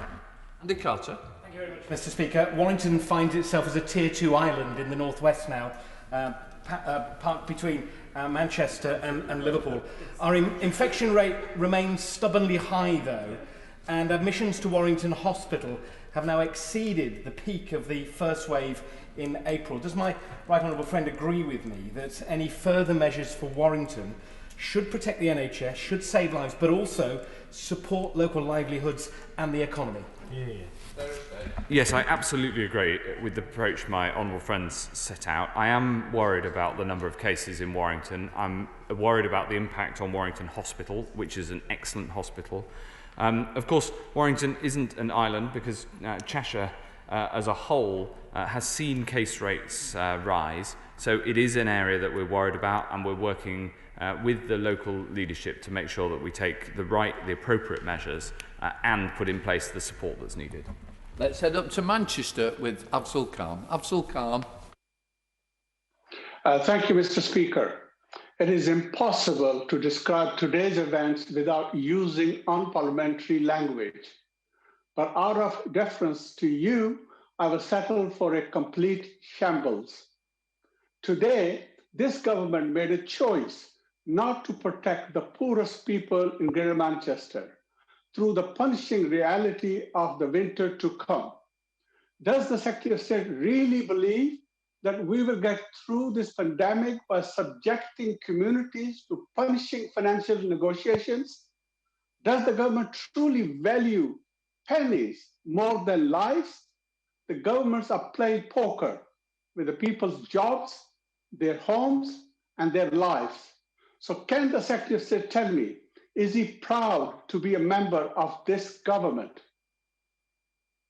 Mr. Speaker, on the contrary to the way that the honourable gentleman described it, the government has put forward the same proposals in Greater Manchester as was agreed in Lancashire, as was agreed in Liverpool, and unfortunately the Mayor of Greater Manchester walked away from the table, but the offer is there, and I'd urge all of the local leaders, including the honourable gentleman, to take forward the offer that's there to resolve this, and for us all to work together for the benefit of the people of Manchester. Jackie Doyle-Price. Friend has told the House that these measures are as much about the increase in infection amongst the over 60s, who are obviously more vulnerable to this dreadful disease. We're going to ask him what assessment he's made of whether that infection is being spread in the community as opposed to care settings, and if it is in the community, what messages we should be giving to the rest of the community to protect their loved ones, and how they should be making sure they do that. I think it's a duty on all of us to send messages to the communities who we serve that people need to take a personal responsibility to try to reduce the spread of this virus. Now, there have been some cases in care homes recently, but far fewer, and it seems that the actions that we've taken and the very hard work of the care home sector over the summer and the staff who work in care homes is reducing the transmission. But naturally, the staff who work in care homes, and most care homes there are more staff than residents, they themselves of course live in the community, and so it is almost impossible to stop any infection getting into all care homes when the level of infection in the community rises. Having said that, the core of this second peak is in the community, and it is in the community where every single one of us can act to take more responsibility to help slow the spread of the virus. Alfie? Thank you, Mr. Speaker. My constituents, like everyone else's, have suffered huge anxiety over the last 6 months, worried about their health, worried about their livelihoods. And the chaos that has unfolded today in relation to Greater Manchester will have done nothing to allay their fears. But they're also angry. They're angry about the money that has been squandered on the PPE purchases, on the consultants, on the failing test and trace system that my honourable friend, the Shadow Secretary of State, raised with the Minister. The Secretary of State didn't answer his questions then. Will he answer them now? Why is Manchester not entitled to the money that it needs to get by through this crisis when so much money has been wasted elsewhere? Well, the money that we are proposing and put on the table for Greater Manchester is exactly the same as the amount that was agreed with the leadership of Liverpool and of Lancashire, and is the support there to help people through what she's quite right to say are very difficult times. And so I hope that we can resolve this, but we needed to act after 10 days with the infections still going up. We needed to act, and it was our duty to act, even though we couldn't yet get the agreement of the local leaders, but I hope that that will come. 20 is withdrawn, so we go up to Scotland with Richard Thompson. Richard Thompson. Thank you, Mr. Speaker. One of the ways that we can hope to pick a path out of this crisis is through improved testing and faster testing. Now, the Health Secretary and the Prime Minister have spoken in past days of new testing technologies being piloted with NHS staff. If this technology is found to be effective, what is his timeline for rolling this testing out to wider groups? And will these tests contribute to the 500,000 daily tests that the government says it will be conducting by the end of the month?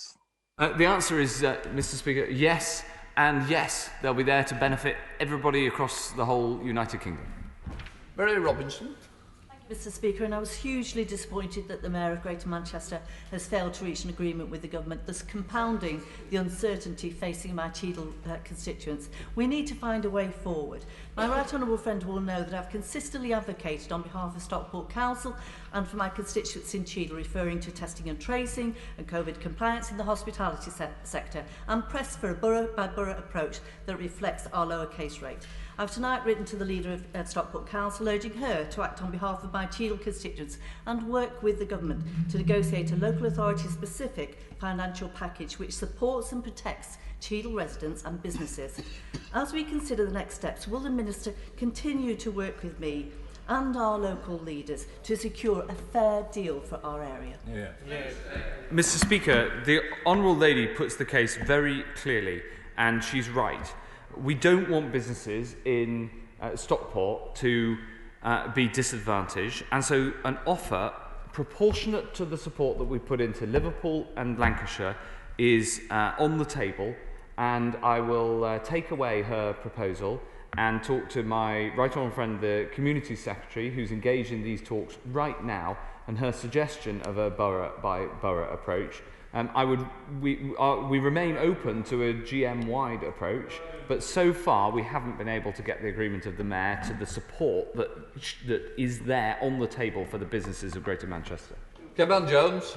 Mr. Speaker, can I welcome the Secretary of State's announcement that he has no plans to move the North East into Tier 3, and he's right.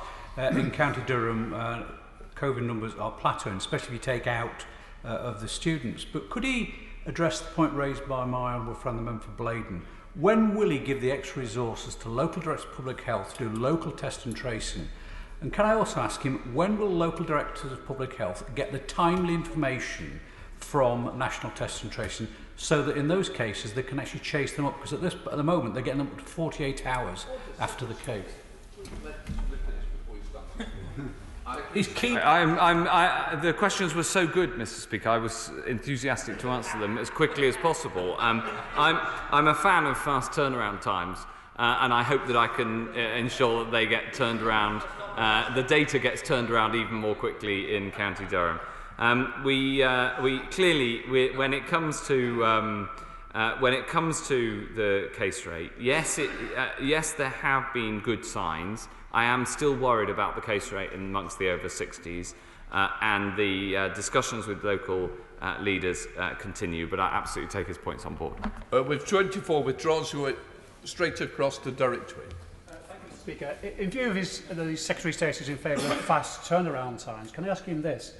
Given that Lancashire and now Manchester in Tier 3 will be able to keep their gyms open, can I specifically ask the Secretary of State, will he either use the government's powers or give the powers to local council leaders in Halton and Merseyside to reopen gyms in that area? He's making an argument that the honourable member for Southport has also consistently made, and I'm willing to. Well, why don't we have a conversation about it and see whether we can make any progress? Speaker, we know infection rates are at very different levels across the country. We know restrictions cause issues for sufferers from other health conditions than COVID and have a huge impact upon the economy. But closing pubs in Harrogate or Newquay will not make case levels fall in Manchester or Newcastle. So does my right honourable friend agree with me that a blanket national lockdown is wrong, and local interventions are what we need now to tackle this crisis? Yes, I wholeheartedly agree. The localised and regional approach is increasingly being taken up around the world. For instance, in France, indeed in Sweden, which has often been discussed in this House, has put in place a system very similar to ours for exactly the sorts of reasons you set out. I bet. Speaker, as the Secretary of State will know from the Zoom call that we had on Sunday morning, for which I thank him, the Mayor and leaders of the Sheffield City region are engaged with ministers and officials about a number of asks in order that move to a Tier 3 could be considered. Those asks are about extra help for businesses, those that aren't completely shut but have a substantial reduction in income, and more help beyond the £500 scheme for people who are asked to isolate. Could the Secretary of State correct me if I'm wrong, but it seemed from his answers to previous questions that what he's saying is the offer made so far to Lancashire and Merseyside is the final offer that anyone else could expect to receive, and no one else will get any more, particularly in terms of revenue or resources, than has been offered to those areas. Is that true or not? That's an overinterpretation of my comments, I'd say. The discussions with the local leadership in South Yorkshire have been very constructive, very positive, all focused on the health and the public health needs to get this virus under control in South Yorkshire, and then the support that needs to go alongside that. They're being led by my right honourable friend, the Community Secretary, and I wouldn't want to fetter the privacy in which those discussions have rightly taken place. And I think we should leave it to the local leaders and my right honourable friend to try to come to a conclusion. Thank you, Mr. Speaker. I am sure that the Secretary of State is as disappointed as I am that the Greater Manchester Mayor has been unable to reach agreement with the government today. Would he and other right honourable colleagues now commit to meet with myself, other Greater Manchester colleagues and council leaders in Greater Manchester in order to find a fair and workable agreement? Yes, absolutely. The support, proportionate to the support that was made available to Lancashire, is on the table, and we're willing to meet anybody from Greater Manchester to help to make this happen. And it is best done as a team effort. The offer was there on the table. I, like him, regret that it wasn't taken forward, but I hope that both council leaders in Wigan, colleagues from across the House, and if he wants to, the Mayor will come back to the table and work together for the people of Greater Manchester. Toby Perkins. Thank you, Mr. Speaker. The Health Secretary's attempt to divide and rule the Mayor and the members of Parliament in Manchester is absolutely transparent, and it's shameful that some of those colleagues across the way who have been working collectively should collapse like they appear to be doing today. But doesn't it say everything about this government that they should believe £7,000 a day is an adequate amount to pay consultants to work on his failing track and trace programme, but that £8 per head is more than enough for people in Manchester and right across the North and Midlands to go into this Tier 3 after the Tier 2 programme hasn't worked? On the contrary, Mr. Speaker, we're working hard across party lines and trying to rise above that sort of political attack to work for the benefit and the public interest of everybody in this country. Tom Randall. Thank you, Mr. Speaker. In Gedling, which does not have a large student population, there continues to be a worryingly high number of coronavirus cases, and it's concerning to hear that the general picture appears to be moving upwards on the population, particularly amongst the over 60s, where we know the risks are higher. Does my honourable friend agree with me that this demonstrates the importance of acting fast with targeted action that is available to help save lives? Yes, I strongly agree, and I praise my honourable friend's leadership in his local community in making this case. The number of cases in Nottingham and increasingly across Nottinghamshire are worrying. Nottinghamshire went into level 2 last week, and talks are ongoing about what more might be needed. And I praise the people of Nottinghamshire for what they're doing to try to slow the spread of this virus. It may be that more needs to be done. We will be driven entirely by the data and working closely with the local authorities. Thank you, Mr. Speaker. Secretary of State, Cheshire leaders, indeed the Warrington leader, has met with the department, written to the Prime Minister, asking for local resources for a local test, trace and isolate system, as well as a substantial financial package of £42 million to support our hospitality sector, which people have mirrored across the room. They've yet to have a reply. So, given the urgency of the situation, please do your utmost, make sure that reply goes to the leaders. Finally, as a Mancunian by birth, then I find the spitefulness from the Prime Minister disgraceful. Do the right thing by the people of Greater Manchester, Prime Minister. Well, the Prime Minister is seeking precisely to do that, and he, like me, he very much hopes that the local leadership in Greater Manchester will do their bit. When it comes to Cheshire and indeed Warrington, that we talked about earlier, I am worried about the cases, and I'll make sure that the engagement that he and his council seek happens as soon as possible. Sent to Cheshireman Amersham with Dame Cheryl Gillan. Dame Cheryl. Mr. Speaker, can I commend the Secretary of State for his localised approach and the calm way in which he is dealing with some unwarranted attacks on both him and the Prime Minister. The Epilepsy Society is based in Chalfont St Peter in my constituency and provides specialist care to a number of vulnerable residents and has, according to one relative, worked wonders in keeping residents safe and secure. However, visits from relatives cannot take place as the incidences of COVID-19 grow, and the home is now locked down again. With 60-minute tests now available down the road at Heathrow Airport, could we not arrange for this type of testing for close relatives so they could visit their loved ones? It would make all the difference in the world to my constituents and many others in long-term care. The answer is yes. We absolutely want to use this sort of testing as it becomes more widely available to do exactly the sort of thing that my right honourable friend sets out. Yes. Let's head to Greater Manchester with Debbie Abrahams. Debbie Abrahams. Thank you, Mr. Speaker. Can I just say, Mr. Speaker, how shocked I am in terms of some of the responses of their Health Secretary. All Andy Burnham and the leaders of the Greater Manchester local authorities have been trying to do is to ensure that their constituents, our constituents, are not plunged into poverty, into homelessness and worse. That's all they've been trying to do. So to describe it as in the way it has is really upsetting.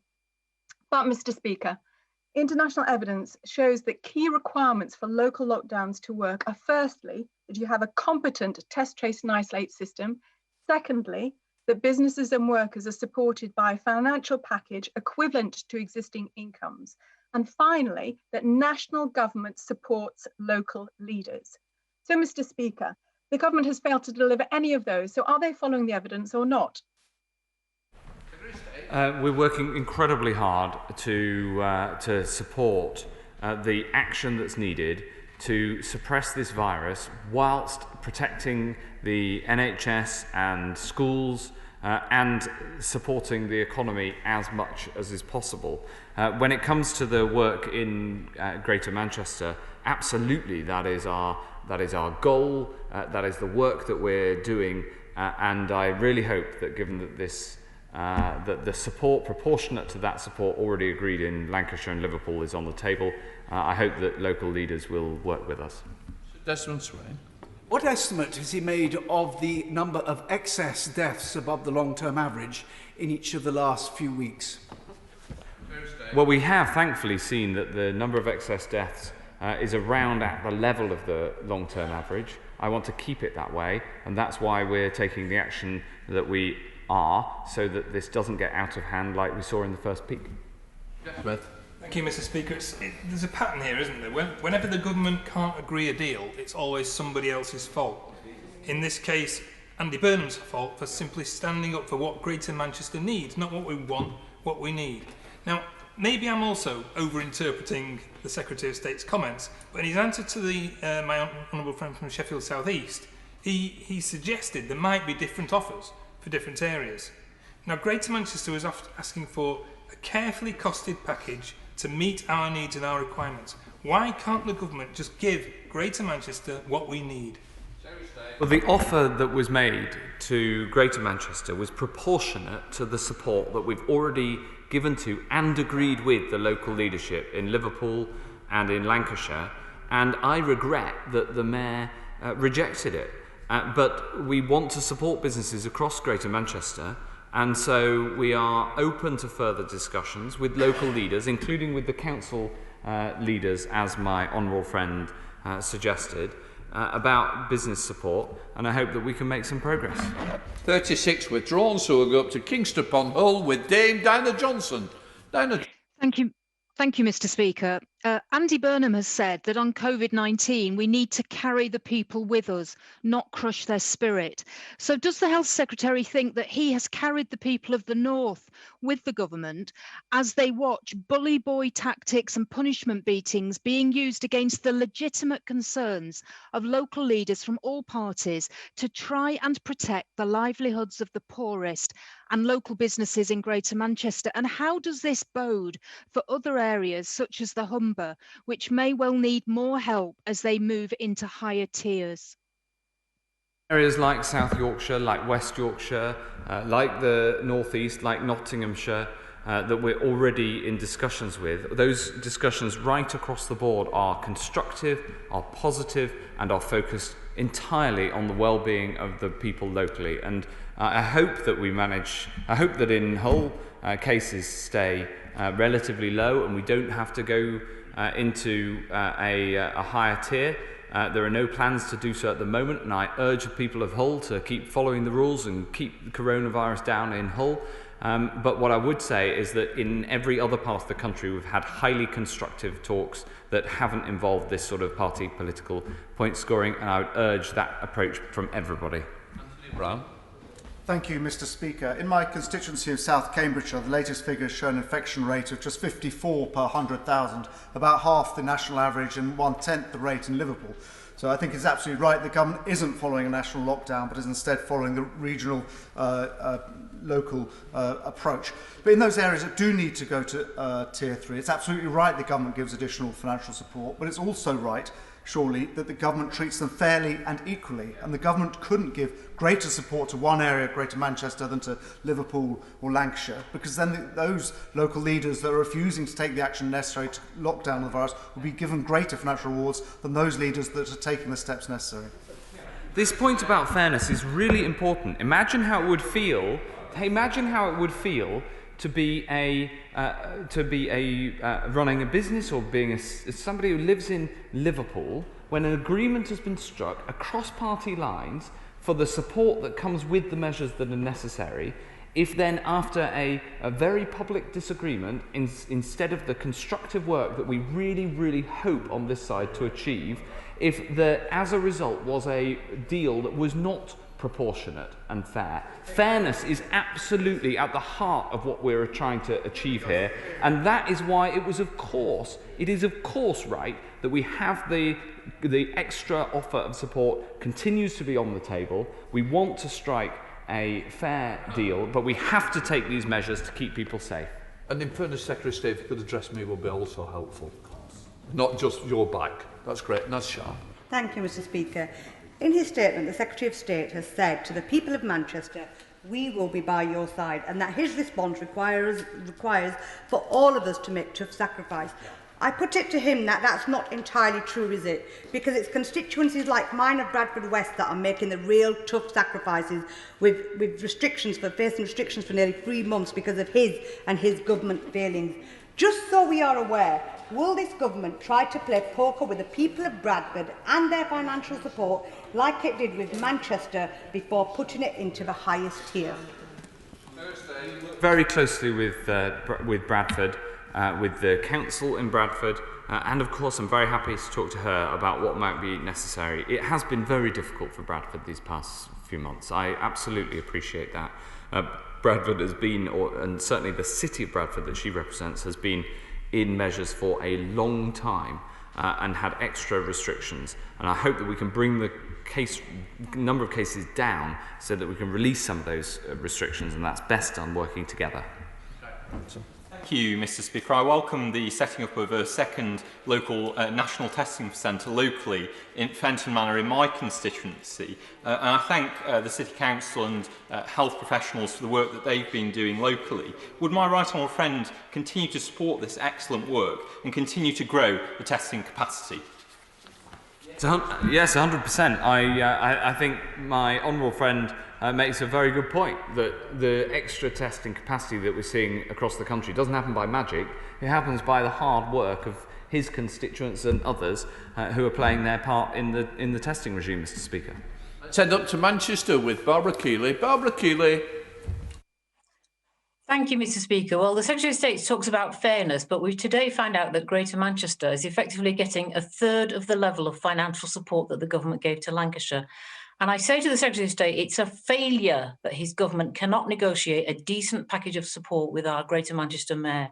Now, Andy Burnham has argued for that decent financial support for people who work in businesses that are going to be closed down by government restrictions, and for resources for locally led test and trace. He was right to do that. I urge the Secretary of State to think again. This is too important a time in this pandemic to fail to work with the devolved local government system that his government created. Mr. Speaker, I think it's time to put aside short-term political point scoring, and the deal on the table that the Mayor of Greater Manchester walked away from was a fair deal that had been agreed, proportionate to the deal that had been agreed with leaders in Liverpool, and in Lancashire. And I know I keep repeating this point, but it is absolutely at the centre of what it is to be fair, which is about treating people in similar situations in a similar way. And I think that the British people understand that, and hence we enter into these local discussions in good faith, and everywhere else they've been engaged in good faith, and I hope that's the way that they can continue, and I hope that's how they can continue in Greater Manchester in the future, Mr. Speaker. William Wright. Thank you, Mr. Speaker, and I want to be fair to my right honourable friend, who is motivated at all times by the best of intentions. But I do gently say this, that those of us who have a contrary view to all of the government's policies are not in immediate tow with the Mayor of Greater Manchester, nor are we in tow with the Labour opposition. I feel a deep sense of disappointment at this collective failure that we have seen today, and quite frankly my constituents in Hazel Grove deserve better.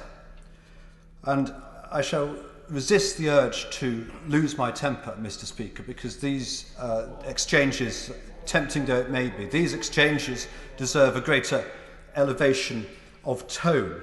But I say this, the definition of insanity is to continue to do the same thing over and over again in the hope that it will turn good. Now, we have had 3 months of interventions in Greater Manchester, which have yielded very little results indeed. I cannot but help but fear that the medicine is worse than the disease. Thank you very much, Mr. Speaker. Well, we are starting to see some of the local action that we've already taken just starting potentially to work. And we have seen in Bolton that the cases were shooting up before we took action and then levelled off. So there is evidence of this approach working.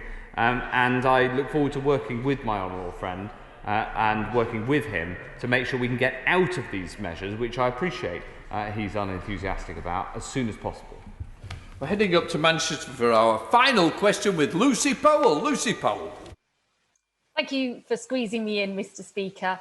Can I just say it wasn't just the Mayor, but it was all the leaders and most of the MPs across Greater Manchester. We are a city united this evening. But shouldn't any economic support package be based on need, not some unpublished arbitrary formula that no one's got any idea what it consists of? Because if it was based on need, it would take account of the fact that business density and the economy of Greater Manchester is bigger than in other areas, and that we have many more low-paid workers. That's something he should know if he's talking about fairness. So businesses in Manchester will actually receive a lot less than businesses elsewhere.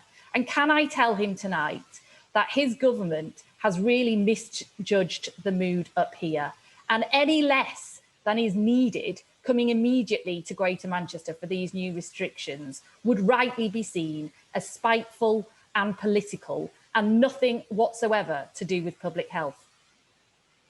Well, I think it benefits all of us to rise above the politics and try to work together. And as I say, the offer that was made remains on the table, and I look forward to working with the Honourable Lady, who I know works with the best, as my own friend said over here, works with the best of intentions. And I hope that we can work together to try to tackle this dreadful disease. Right, for those who wish to leave the chamber, please do so before I start putting the next motions. Okay, folks. Sure.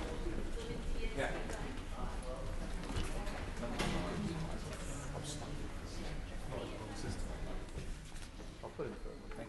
Right, we're now going to come to the motions 4 to 7. I'm going to take them individually. So I'm going to start with motion number 4, Minister to move. I beg to move. Objection taken. The division will be deferred tomorrow. We come to motion number 5, Public Health. I beg to move. Objection taken. The division is deferred till tomorrow. We now come to motion number 6, Public Health. Minister.